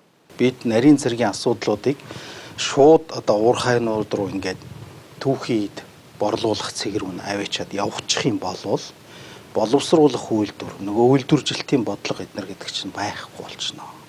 Эртээр тэр телевизээр ярьж байгаа усуудыг би харсан. Баахан одоо жишээ нь яг энэ нүүрсний аж үйлдвэрийн талын одоо гол мэрэгчлэтнүүд болтой хүмүүс ярьж ил. Тэгээ тэр хүмүүс юу гэж ярьж байгааг вөхөр зэрэг 5 толгоогоос зүүн цэгэл рүү чиглэсэн одоо жишээ нь урт шугамын одоо жишээ нь төлөвлөлт гаргасан. Энэ бол ямар ч ашиггүй. Ажуухан талаар нь цоолоод гоожуулаад мөнгө авчих ёстой байтал яагаад тэр сайн шинд руу явуулаад цаашаа бичигдтэйгээд дэрийн цав руу явуулаад байгаа юм бэ гэж.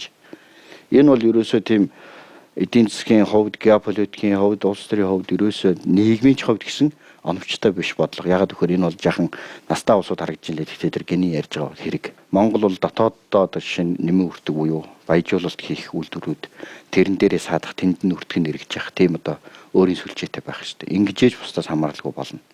Уг нь бол яг би Батбарлаг сайдын санааг бол юу гэж хараад байгаа гэхээр эхлээд нөгөө аж үйлдвэрийн зохицолбор гэж юм руугаа түүхийдээ аваачаад тэндээ ингээд юм хийдэг болоо. Хамаагүй хүн муулжиг л дээ те. Яасан болох юм нүсийг тгий шатаадгүй энэ төр гал. Би заах хүн зөндөө гарна. Тэгтээ ингэж яагаад нэг юм сурна. Тэрний дараагаар бол энэ түүхийн зөөгчин бол 2 3 дугаар асуудал байна. Ер нь бол 2010 онд бид нар төмөр замын бодлогыг батлуулахдаа маш хэмжээний судалгаа одоо мэдээж маш олон хэлцүүлгүүд явагдсан, одоо судалсан барьсан, хоёр хөрштөөгөө уулзсан дэлхийн одоо төмөр замын бодлого тийм ээ далай гарцтай орны төмөр замын бодлого, газрын баялагтай орны төмөр замын бодлого. За манайх шиг хоёр гүрний дунд байгаа улс яад ингээд эн чинь бол маш олон хүний хэлцүүлэг явсаар байгаад 2010 онд хурлаар оруулж хэлцүүлээд банк ороор хэлцүүлсэн. За 10 оны төмөр замын бодлого бол бид нар яасан. За говийн бүсүүд олдсон энэ аймаг болгонд байгаа баялагуудыг ерөөсөө энэ жишээ нь одоо энэ Говьалтай аймаг, Говьалтай цээлс маш хэмжээний төмрийн өдөр байдаг. Энэ төмрийн өдөр. За энэ Баян-Хонгор аймгийн Шинжинс цум байгаа. Энд бол маш хэмжээний нүүрс, мөн зэсийн одоо илэрцүүд байгаад байдаг. Ингээд энэ нарийн Сүхбаатад байгаа бас маш сайн хэмжээний нүүрс. Ингээд ийшээгээ явахаар нөгөө алдарт 5 толгой Ухаан хотгийн одоо кокс нүүрсний орд ингээд энэ Дорногов аймаг руу ороод энэ цагаан суургаар дайраад энэ сайшанд руу ингэж холбосон юм аа. Төмөр замын бодлогоо гаргахтаа. Энэ ямар учиртай вэ гэхээр энэ говийн энэ олдсон баялгуудаа бүгдийг энэ төмөр замаараа зөөгөөд энэ сайшин тоттоо төвлөрүүлээ. Ингээд эрэнгүүд энд байгаа асар их хэмжээний төмрийн хөдөр маань ингэж урагшаа гараадаг. Энд төмрийн хөдрөө энд боогод эндээ нэмэн үртэг үйлдвэрлэсэн хүнд аж үйлдвэр байгуулад энэ төмөр замаараа ингээд Доронттой холбоод нөгөө талдаа ингээд одоо зүүн Аз буюу бидний одоо ойрхон далайн гарц руу гарья гэсэн ийм санаагаар энэ бодлого батлагдсан юм байна. Юу гэж хэлэх гээд байна гэхээр говийн бүсийн энэ баялгуудаа ганцхан газар боловсруулъя. Өнөөдөр бид нар энэ Эрдэнтийг одоо хэдэн үеэрээ идэж шít нэг энд нэг 4-5 Эрдэнэт барьж ингэх юм бол энэ дотоодын нийт бүтээгдэхүүн өсөнд бас нэг аж үйлдвэрцэн орн болно. Яагаад ганцхан сайшанд вэ гэдэг ахаар бид нар юу гэж нэгээр. За энэ газар нутагч нь одоогийн байдлаар бол малын тоо толгой 50 сая хүрсэн. Маш их бэлчээрийн шаардлагатай учраас энэ аж үйлдвэр гэдэг бол бас тодорхой хугацаанд бол асар их байгалийн бохирдол явдаг учраас асуудал гарвал ганцхан газар байя. Хүн ам маань өөрөө 3 сая хүрээгүй байдаг. Маш олон газар аж үйлдвэр байрна гэдэг бол өөрөө бид нар эргээд экологийн асуудал нөгөө бэлчээрийн малын асуудал гэсэн ийм асуудлуудаар энд ингэсэн юм аа. Тэгээд хэрвээ бид нар бүтээгдэхүүн гэх юм бол борлуулна гэдэг юмараа бол ингэж тооцсон энэ лүгэ урд төрш рүүгээ ингээд мөн Европ руу гарч болно ингээд зүүн Аз руу гэсэн юм. Өнөөдөр бол төмөр хийцээр бол асар их юмнууд хийгдэг. Тэгээд энд бол бараг 1 тэрбум орчим тонны төмрийн илэрч байгаа. Энэ ерөөсөө кокс төмөр хоёр нийлж иж төмөр гардаг. Ган бол ерөөсөө үндсэн 3 зүйлийг л одоо холж хийдэг. Энэ нь бол төмрийн хөдөр, коксчдаг нүүрс. За дээрэс нь нөгөө бидний ярьдаг шохон чулуу. Энэ 3-ыг л ердөө ийм л энгийн зүйл. Тэгэхдээ мэдээж хэрэг үйлдвэрлэлийн тоноглол тэр бүх юм бол нарийн процесс явна. Өөрөөр хэлбэл сайн шандаас цаашлах хэсгүүдэд Монголын стратеги маш том ордууд бий. Энэ ордуудын сүлжээн дээр дамжуулж төмөр замын шугамд төлөвлөсөн байна. Өөрөөр хэлбэл Монголд хэрвээ одоо чинь гашууны бомбт дээр ямар нэг одоо техникийн сааталж гэдэг юм уу, зарчмын одоо шигээрээ контракт үнийн холбоотой асуудлууд гарч ийлээ гэхэд бусад бидэнд өөр портууд руу хүрэх, өөр гарцууд бидэнд байж байгаа шүү дээ. Өөр баялагуудаа техник нөхцлүүд байх шүү дээ. Тэрнээс гадна сайн шанд гэдэг зүйлийг одоо чинь аж үйлдвэрийн паркийг бий болгоход юу гэхээр зэрэг хойноос чиглэх, зүүнөөс чиглэх, баруун насаа чиглэх бүх сүлжээн дээр тэнд л бид нар баяжуулалтын нөхцөл байдал нөгөө гангаа үйлдвэрлэх, нүүрсээ баяжуулах гэх мэт олон зүйлүүдийг хийж өөртөө одоо баяжуулах нөхцөл байдлыг үүсгэх ёстой.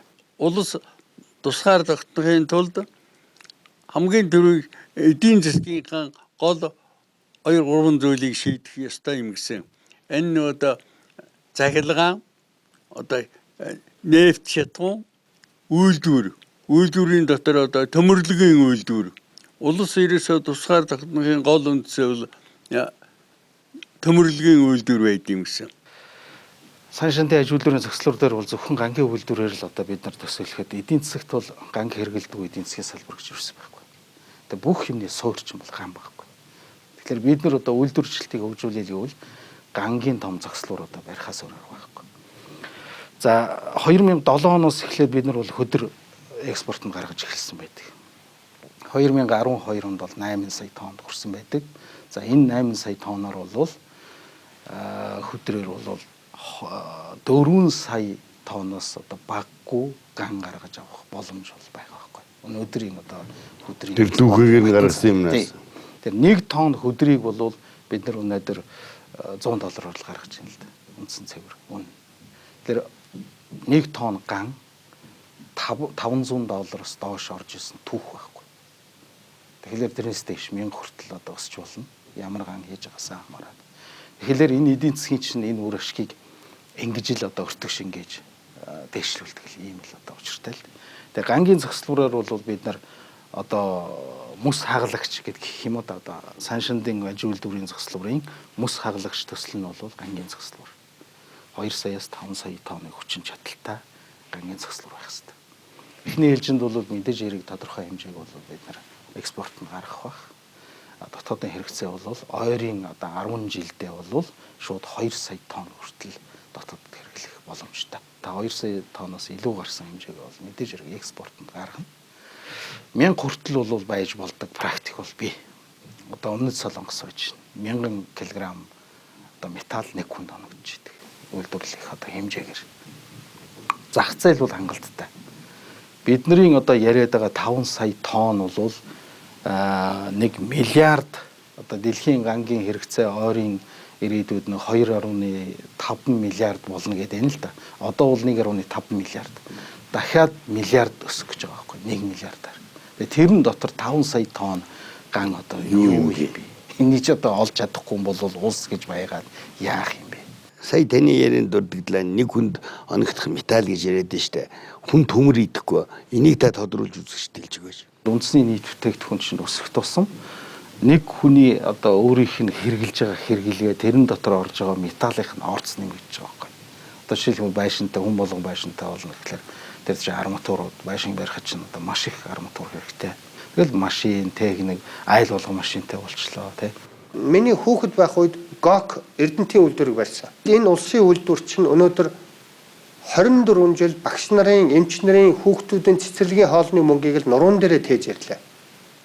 За Эрдэнэт үйлдвэрийн одоо хүчин чадал эдийн засгийн үр ашиг бол гангийн үйлдвэртэй харьцуулах юм бол одоо 5 Эрдэнэт үйлдвэрийг одоо шинээр барьж байгаатай шууд нөлөөгөөр шүү дээ. Шууд ус нөлөөгөөр бол хэдхэн өсгийг бол одоо тооцоол мэднэ. Цаашаа энэ аж үйлдвэрийн зохицолборыг хэрхэн бид нар зөв тодорхойлж авч явж чадна. Тэрнээс хамаарат эдийн засгийн үр ашиг нөлөө нь бол улам өсөх. 10 дахин ч нэмэгдэх боломж бий. 10 Эрдэнэт үйлдвэртэй тэнцэх тийм эдийн засгийн үр өгөөжийг өгөх тийм зохицолбор болж ч мэднэ. Би бол хамгийн багадаа 5 дахин өснө л гэж. Бажуултыг дотроо хийнэ гэдэг бол манайх ажлын хүчний хувьд бол асар их олон хүний тэжээх ийм нөхцөл байдал. Нарийныг хүсэж байгаа хүмүүс бол ерөнхийдөө бол маш түргэн мөнгө олох.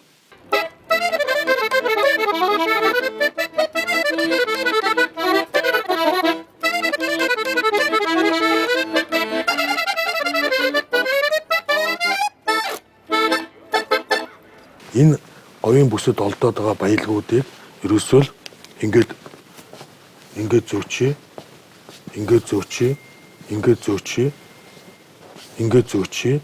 ингээд зөөчий л гэдэг юм яваад байгаа байхгүй. Ингэх юм бол бид нар энэ нэмэн өртөг гэж байхгүй зөвхөн түүхий ид гэдэг юм экспортлсон үйлдвэрлэгүүнийг юм бол орон борно гэсэн. Тэгэхээр энэ улс орн гэдэг чинь мөнхийн зүгээр л нэг түүхий идний илэрхийлэгч ийм улс орн болж байгаа юм. Яг нь нарийн төмөр зам орж ирэл нүүрс хурдан заараал ингээд болно л үсттэй гэдэг. Гэтэл энэ нь өөрөө биднийг юм боловсруулах сонирхолгүй болно. Одоо уг нь бол бид нар ингээд сая хямралаас болоод нэг гоё юм ойлголоо шүү дээ тий. Үйлдвэрлэж болох хэрэгтэй юм байна. Бүгд хийх хэрэгтэй юм байна тий. Тийм шүү дээ. Дандаа ингээд худалдаж аваад ингээд ахаар худлаа юм байна. Ядаж зүгээр одоо талхай хий, гурлаа хий тий. Тэгээ бид нар одоо нэг жоохон толгоогоо ажилуулад дээр нь хөл гараа хөдлөхгүй л бид нар үгээгүй хоосон ядуу хамгийн хоцрогдсон орны тоон руу шилжинэ. Тэр энэний заг дээр ирсэн байна.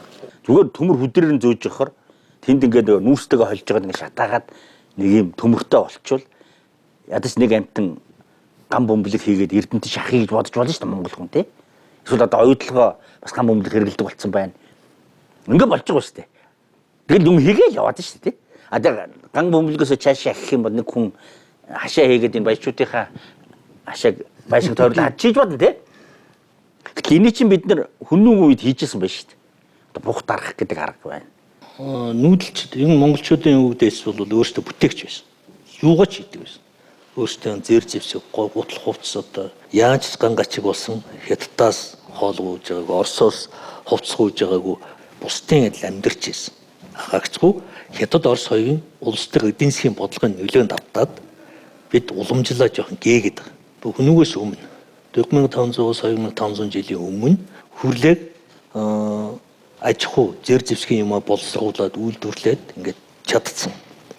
Дараа нь хүнүүгийн үед бүх төмөртэй болсон. Ингээд хөрөл төмөр хольж эхэлж байгаа. Ийм үйлдвэрлэлийг хийжсэн ард түмэн яагаад өнөөдөр үйлдвэрлэлийг хийж чадгаа байсан? Би түрүүн хэлсэн. Тэр нэг үйлдвэрлэлийн уламжлал гэдэг ямиг тасалсан юм ч гэсэн. Ер нь манайх ч одоо ерөөсө дотор хувцснаас ахуулаад юуны бүхэл юмыг л хийж чаддаг болсон байсан шүү дээ. Аж үйлдвэрийн комбинат гэдэг чинь. Үйлдвэрийн ноосоор нь хангаад хөдөө аймагуд чинь.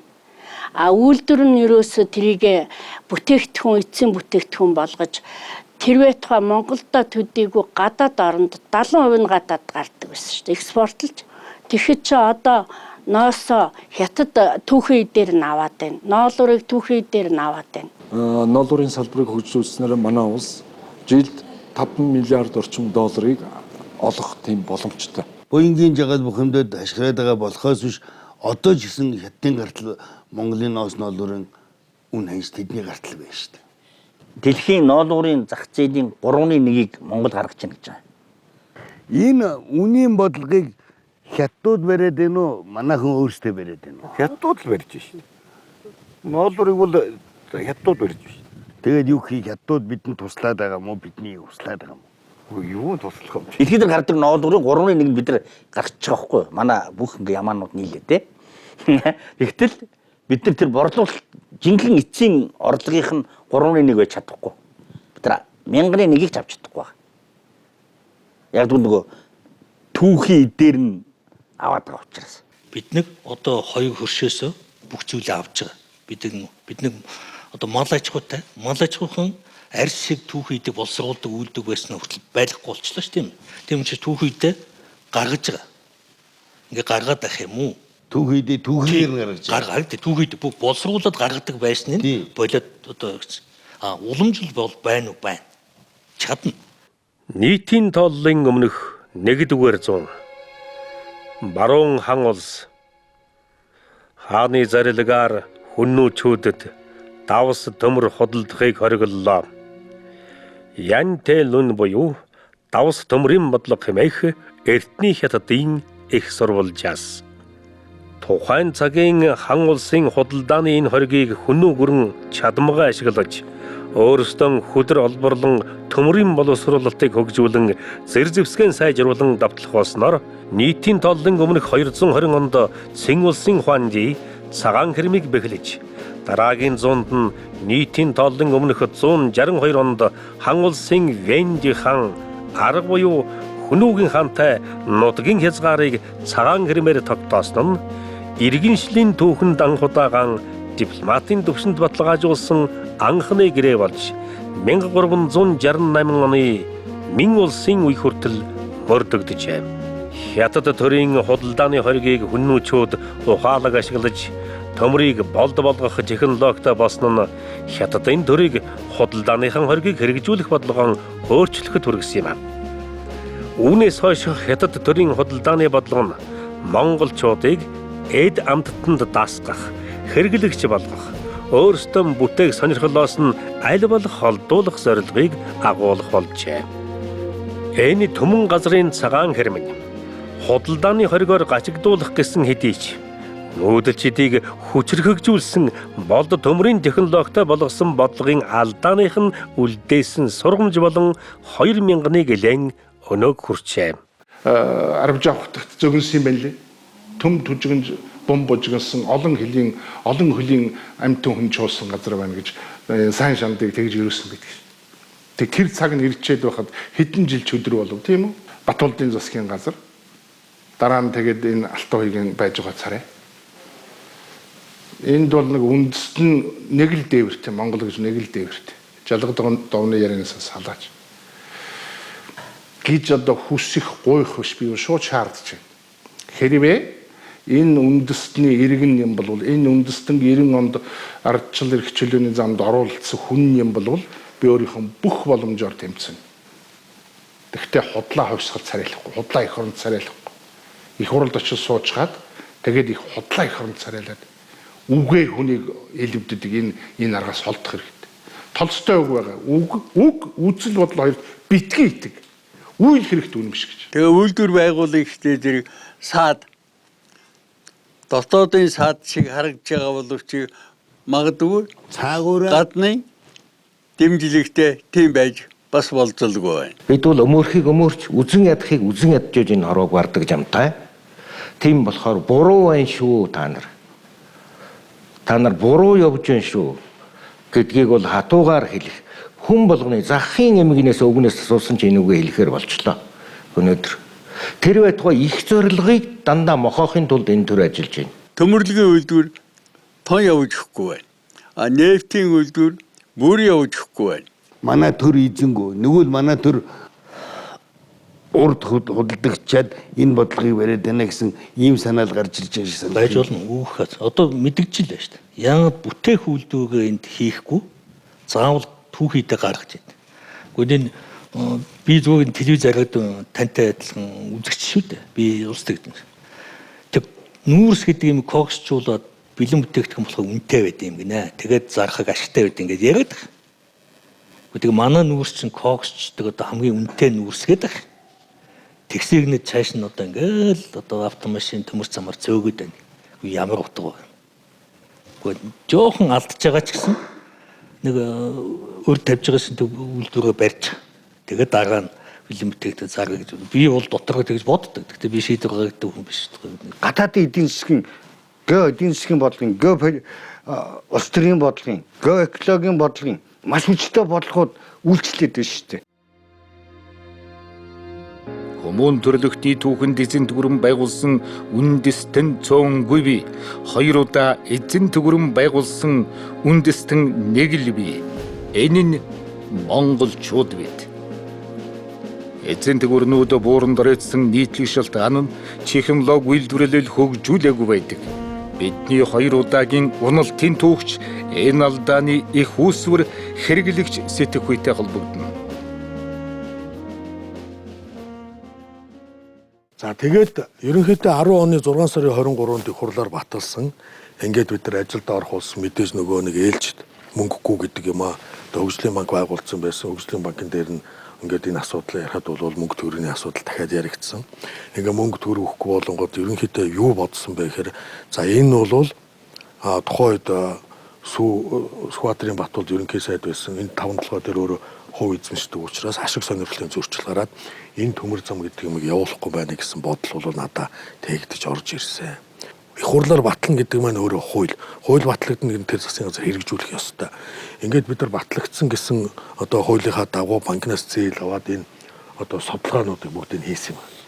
Судалгаануудыг хийгээд дараа нь энэ Доронтой аймгаас энэ баруун урт Сүхбаатарын баруун уртаас нөгөө Монголын компаниудыг та нар энэ ажилд орчих гээд ингээд 50 км хөр суул тэгээд нөгөө хил ам гараад байгаа юм.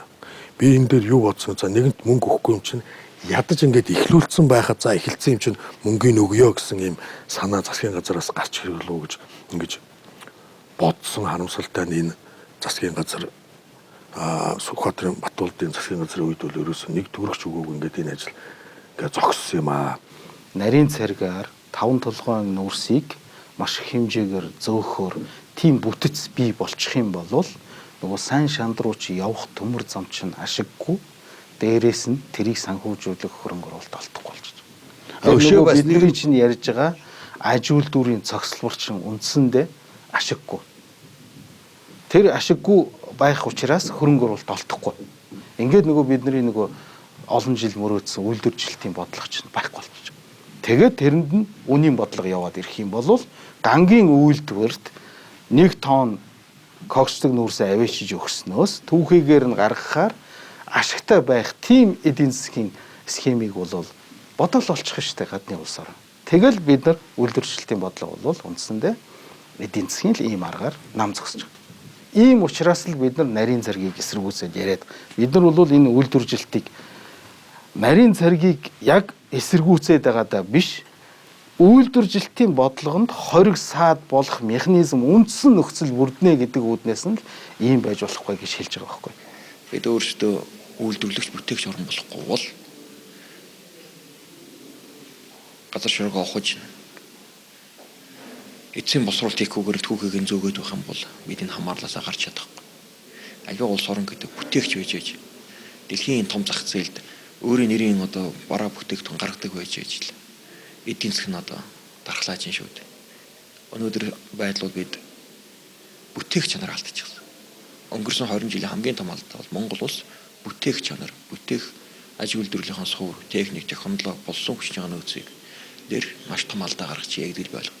Их хурлаар батлагдахдаа нэн тэргуунд энэ төмөр чой болсон хүртэлх төмөр зам буюу 1100 км төмөр замыг ингэж төрүүлж батлуулсан юм байна. Яагаад гэвэл энийгээ төрүүлээд ингээ барьчих юм бол энэ төмөр замд хөрөнгө оруулагч эргэлзээгүй болно.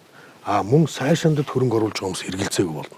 Яг л сайшаандын гол юм чинь энд байгаа тэр 5-7 өнөөрснөд хэрвээ төмөр замаа ингээ тавьчих юм бол энэ төмөр зам руу хөрөнгө оруулах, ийшээ хөрөнгө оруулагч нар бол эргэлзээнд ордог юм аа. Өнөөдрийн хүртэл бид нар энийг яагаад яриад хөрөнгө оруулагч нар эргэлзээд байна гэхээр танаа өдөртлгөө танаа улсын сайд дарга нар ч юм бол урагшаага төмөр зам тавина гэж яриад байна. Тэгэх юм бол бидний энэ хөрөнгө оруулалт өөрөө эргэлзээтэй, эрсдэлтэй болоод байна гэдэг ийм л юм өсч. Хэрвээ төр засаг ганц энэ их хурлаар баталсан зорилгынхоо төлөө бүх хүн энийгээ ярьдаг, энэ үйлдвэржилтээ ярьдаг, энэ улсынхаа хөгжлийг ярьдаг байх юм бол хөрөнгө оруулагч нар бол эргэлзэхгүйгээр хөрөнгө оруулах тийм нөхцлүүд бол бас бүрдэх юм аа. Энэ засгийн газрын чинь хүний ухаанаар яваад байгаа юм биш үү? Гадны хүний явуулгаар тулгалт. Уу яг наад бол ингэж бодогдсон. Уу яг ингэж ажил хариуцсан хүний хувьд эндээ хэцүү юм их байгаа. Одоо ингээд эдийн засаг унтсан байна, мөнгө дутагдж байна. Валют дутагдалтаагаас болоод төгрөгийн ханш өдөр ирэх тусам унж яан гэл тэ. Энэ бүхнийг зогсооё гэж бүх монгол хүн бодож байгаа. Гэхдээ тэрний төлөө илүү их юма тавиад туучих болохгүй шүү дээ. Ерөөсө үндэстнийг холбож байгаа юм нь эрх ашиг гэдэг байхгүй.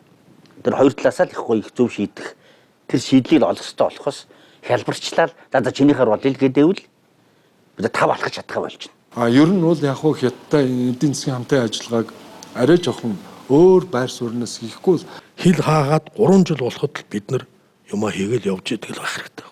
Одоо хил хаагаад 3 шон чадахгүй шүү дээ. 91 хагаа хийчихэл далайж кино конец, барс кино конец. Аливаа улс үндэстний оршин тогтнол гэдэг бол алс хэтийн ирээдүйн бодлого дээр тулгуурлаж явах хэрэгтэй. Яг бол өнөөдрөөр Монгол орн дуусахгүй.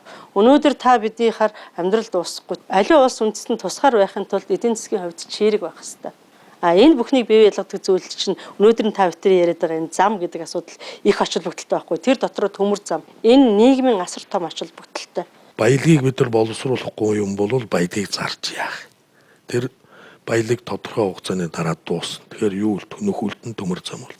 Тэгээд тэр газар нь ажилтдаг Чайна таун үүс. Тэр асуудлыг бол би өнөөдөр хэлж өгөхгүй л дээ. Чайна таун үүснэ гэдэг маань бид нар үндсэндээ бол сая Кримийн асуудал дээр, Украины асуудал дээр Оросын холбооны улсын гадаад хэргийн сайд Лавров тодорхой хэллээ шүү дээ. Бид нар орос хэлээр ярьдаг иргэдээ хамгаалнаа гэж. Если наши законные интересы или интересы россиян будут подвергнуты прямой угрозе, как это произошло в Южной Осетии, я не вижу другого выхода, кроме ответа в полном соответствии с международным правом. Нападение на российских граждан – это нападение на Россию. Саяын дээр баялаг 20-30-40 жил 50 жилийн дараа дуусна. Тэнд байгаа Чайна тавны асуудал болно. Монголчууд хоорондоо хятадуудын хооронд ямар нэгэн мөргөлдөөн болно. Иргэдийн хооронд өнөөдөр уугар дээр болж, төвд дээр болж. Өнөөдөр яах? Бутаныг асуудал. Бид тэр иргэдэд хамгаална гэж орно шүү дээ. Энд чинь тэр их гүрнүүд үүрэг шүү дээ. Тэгээ бид нар энийг яах вэ? Өнөөдөр нэг хэдэн тонн үрс зараад халамжинд өгөх нэг улс төрчдийн бодлогыг л манай энэ эрдэмтэд гэсэн нэр зүүс улсууд л одоо хэдэн төгрөг аваад яриа яваад байт юм шиг. Төмөр замаар танк, цэрэг ачаад орж ирнэ гэдэг ойлголт бол миний хувьдаа бол төсөөлөхгүй, бодохгүй, тэгж бодохгүй. Төмөр замаар танк ороод ирсэн үе. Украин төмөр замаар их боо ороод ирсэн чирээ явж шít. Энийг үзсэн үү, харсан уу та бүхэн? Ер нь зүгээр тэрийг бол харж л байна л да. Харж л байна. Үн ирээдүйд бас үндэсний аюулгүй байдлыг бодох нь буруу биш шүү дээ. Тэгээд одоо яах вэ? Бид үеийн үед хятадтай 8 хийж ирсэн шүү дээ. Цайнаас ихсүүлэл, торг, тонж бүгдийг л явдаг шүү дээ. Одоо дүүрсэн хэрэг шүү дээ. Өөр яах юм? Хятад ард ирээдийнхаа санал асуулгын ус маань интернет дээр. Кремийн хоогийн асуудлыг та нар зөв гэж үзэж байна уу? Хоёрдугаар асуулт нь Монгол ер нь яах ёстой вэ? Монголыг яах ёстой вэ? Кремийн хийсэн асуулт зөв өө. Оросууд өөрийнхөө түүхэн нутаг дэвсгэрээ буцааж авлаа.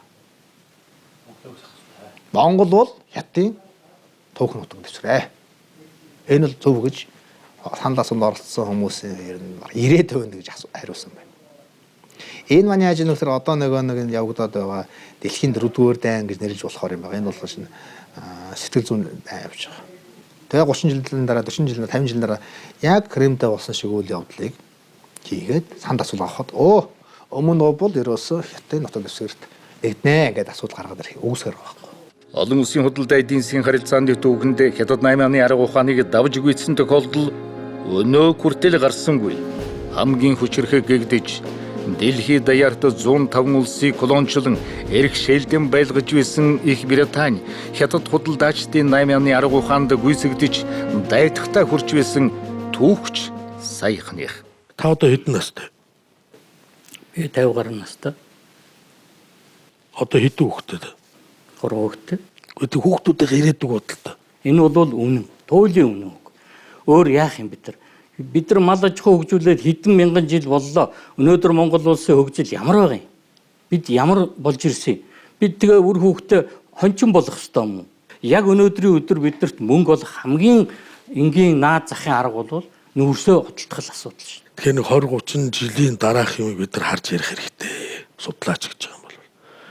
Өнөөдөр миний ярьдаг юм бол ганцхан бүтээгдэхүүнээр ганц улстай эдийн засаг байж болохгүй гэдэг. Ганцхан хэрэглэгчтэй байна гэдэг өөрийгөө бас бомс асуудал шүү дээ. Өндгөө нэг сагсанд авч явдаг гэж тий. Олон сагсанд. Тэгвэл бид нар ягаад заавал нэг сагс руу хамаг баялгаа шилжүүлэх гэдэг. Ягаад нэг сагсанд бүх өндөг баялгаа байлгах гэдэг. Өнөөдөр энэ хүн ярьж байна. Хятад нийлүүлж байна. Ганц орны монопол гэж. Энэ бидний бурхнаас заяатсан нөгөө геополитикийн асуудал шүү дээ. Бид яах ч арга байхгүй нэг өөрчлөх боломжгүй шүү дээ. Та одоо их тайван надад хэлээд өгдөө. Би ойлгохгүй. Энэ бооны нохоо нутагт юу ярьд? Улс орны худалдсан нэг новшнууд сууж байна. Хүнээс дутхгүй амьдрмаар шүү дээ. Би одоо улс орны худалдсан доор орох шийшэд. Улс орны ирээдүйн хөгжил энэ зорилго зорилтыг одоо тодорхой болгох цаг болсон. Бид нэг аль нэгэн улсын дайвар юм, аль нэгэн улсын талд орох ёсгүй юм бэл. Зүгээр л өмнө байж байгаа жижигхэн бэрхшээл хараад байх бас тэрийг зохион байгуулдаг янз бүрийн аргууд байгааг өмнө байж байгаа бэрхшээлээ даван туулж сэтгэх хэрэгтэй.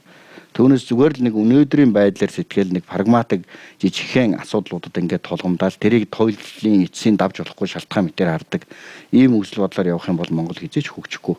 Энэ бодлогыг чинь гаднаас зохион байгуулдаг юм шүү. Гаднаас гэдэг нь хаанаас?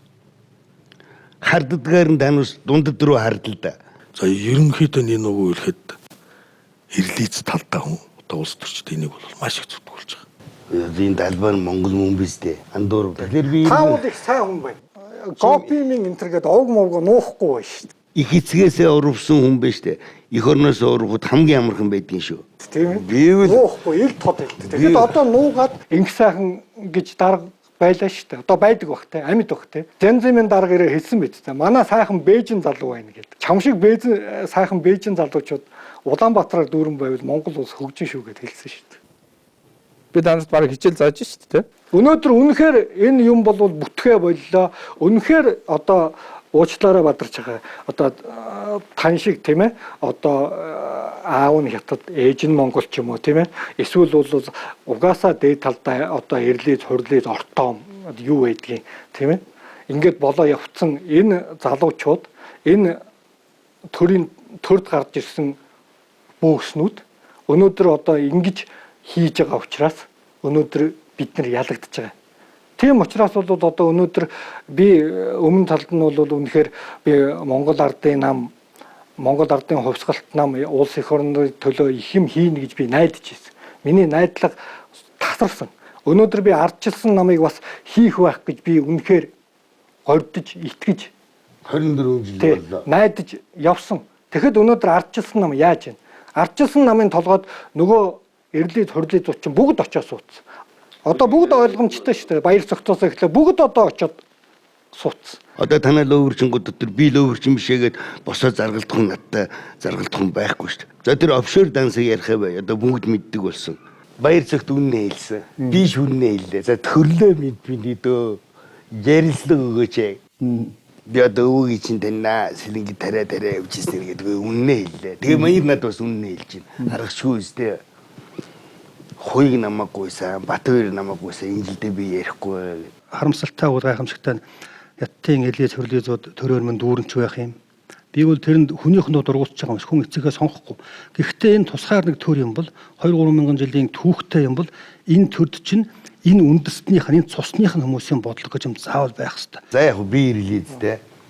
Гэтэл өөрийн чи яриад дунд энэ худалдачаад байгаа улсууд чинь ирлизүүд биш шүү дээ. Цэндүүн хөг ирлиз гэж хэлэхгүй зэрэг юм дурцаад. Монголчуудыг 5 аргаар идэнэ гэж тийм ээ. Хятадын ухаан тийм ээ.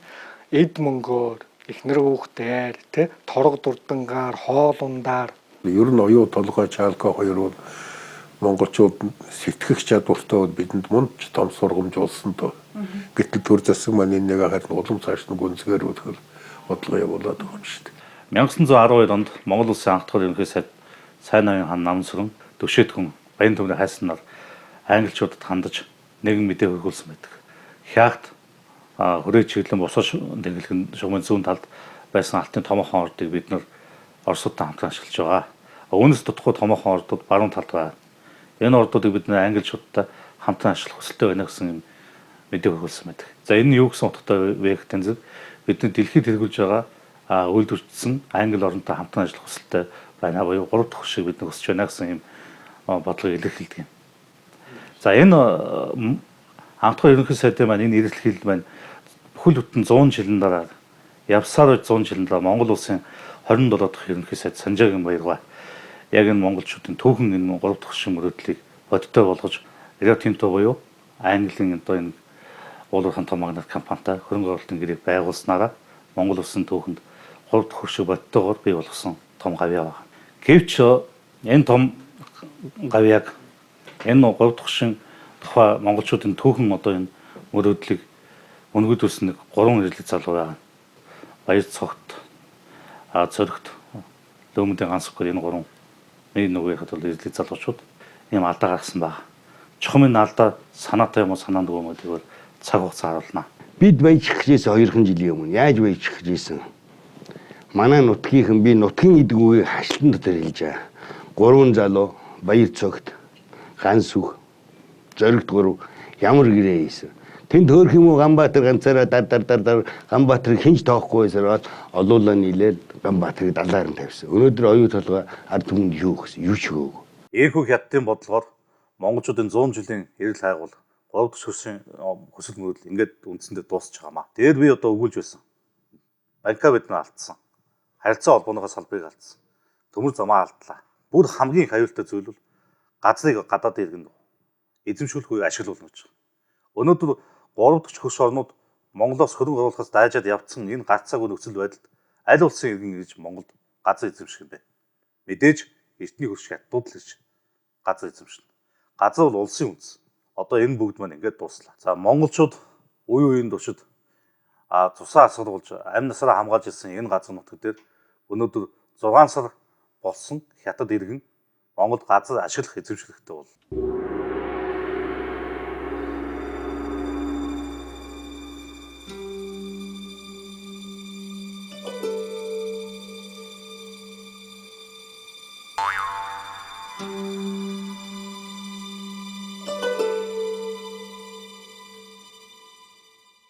Өргөн нарийн төмөр замын 2 царгийн асуудал дээр шүү дээ.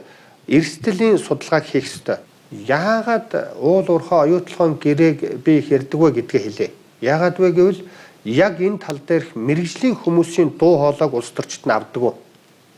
Оюутлогоор би одоо гэрээ байгуулахаас өмнө бие даасан хөндлөнгийн эрдэмтэн шинжээчдийн дүгнэлт аваач. Тэр дүгнэлтийг тойрж улс төрчид ярих ёстой. Төмөр зам гэж стратеги байдаг байхгүй юу? Энийг ямар ч ус өөртөө дэрийг бодож байгаа. Манай энэ 76 шиг бодож төмөр замаар тоглож болохгүй шүү. Галаар тоглосонтой л. Энэ өөрөө стратеги. Энэ өөрөө артерийн судсан. Энэ өөрөө артерийн судсан. Та нар тэгж ойлго. Өнөөдөр хэвлэл мэдээллийн хэрэгслэл сайтууд, сонингуудын нийтлэн бодлогод өнөөдөр бид нар өөрсдөө оруулахаас өөр арга байхгүй. Өөрөөр хэлбэл бүгд адилхан. Гүйт хэднээс чи ядуу хаалтын гэрээж нэг юм хийгээл тэгээд амтны мөнгө авцаа юмт чинь дуурахгүй. За одоо өнөө цагтвал яг хөө гэхээр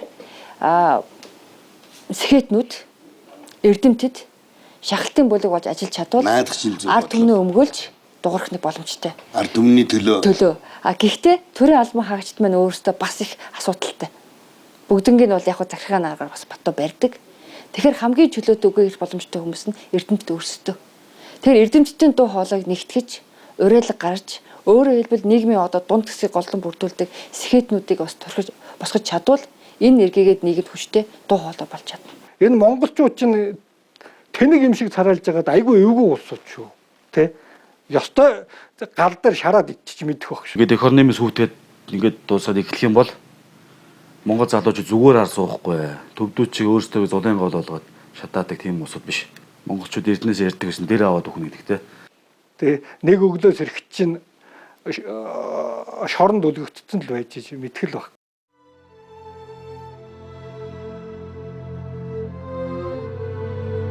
Хятадын 3000 жилийн түүхэнд 24 төр солигдоод хийж чадаагүйг Гаваагийн Батхуу, Скватрийн Батболд, Жамбал Жамцын од жаргал, Сэндийн мөн хоригл, Фунсулмаагийн очирууд нарын бүхнийг зоосоор хэмжих зуршил тавилсан 11 нөхөд идэвхийлэн зүтгэж ердөө 6 жилийн дотор товчлон гүйцэлдүүлснээр хожимын өдөр дунд тэрэгэн улсын түүхийн ботод Ар Монгол их гэр бүлдэн эргэн нэгдсэн тухай шин бүлэг нэмэгдэх бодиттой эрсдлийг агуулж байгаагаар төрөвндэснэ гэх сэтгэлтэй монголчуудын хувьд гашуун зовлон нүрэлсэн эрх цагийн өнгө болон үлдлээ. Монголыг дөрэтүүлэх дайсан хараас биш дотроос гарсаар байдаг. Монголыг мөхөх дайсан монголчууд өөрсдөө юм шүү гэдэг түүхийн сургамжийг ахин сануулж алдаагаан засах тэнгэрийн цаг ирлээ. Авид өөр хүүхдүүдийн ирээдүйн хувь заяаг харь дуусаж адлагдсан зовсоор байгаа хазар монголчуудын цусаар үйлсэн тавилын шиг болгохгүй тулд энэ төрийн эрх баригчдын гаргасан алдааг цаг алдалгүй засах түүхэн үүрэгтэй болж байна.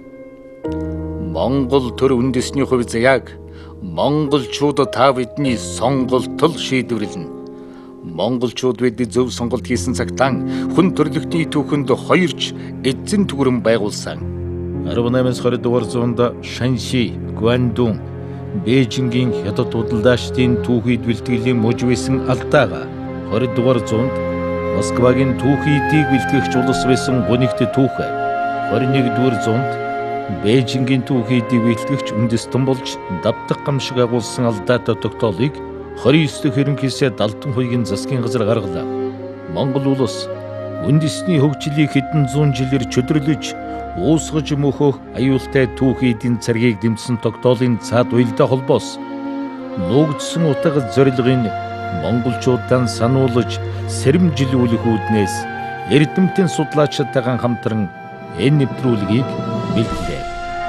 Шинэ жилийн засгийн газрын алдааг цаг алдалгүй залруулж үйлдвэржилтийн царгийг тавьцгааж бүтээн байгуулагч үндэстний түүхээр 3 дахь эзэн түвэрний түүхийг бичлцэх боломж бидэнд бас байна.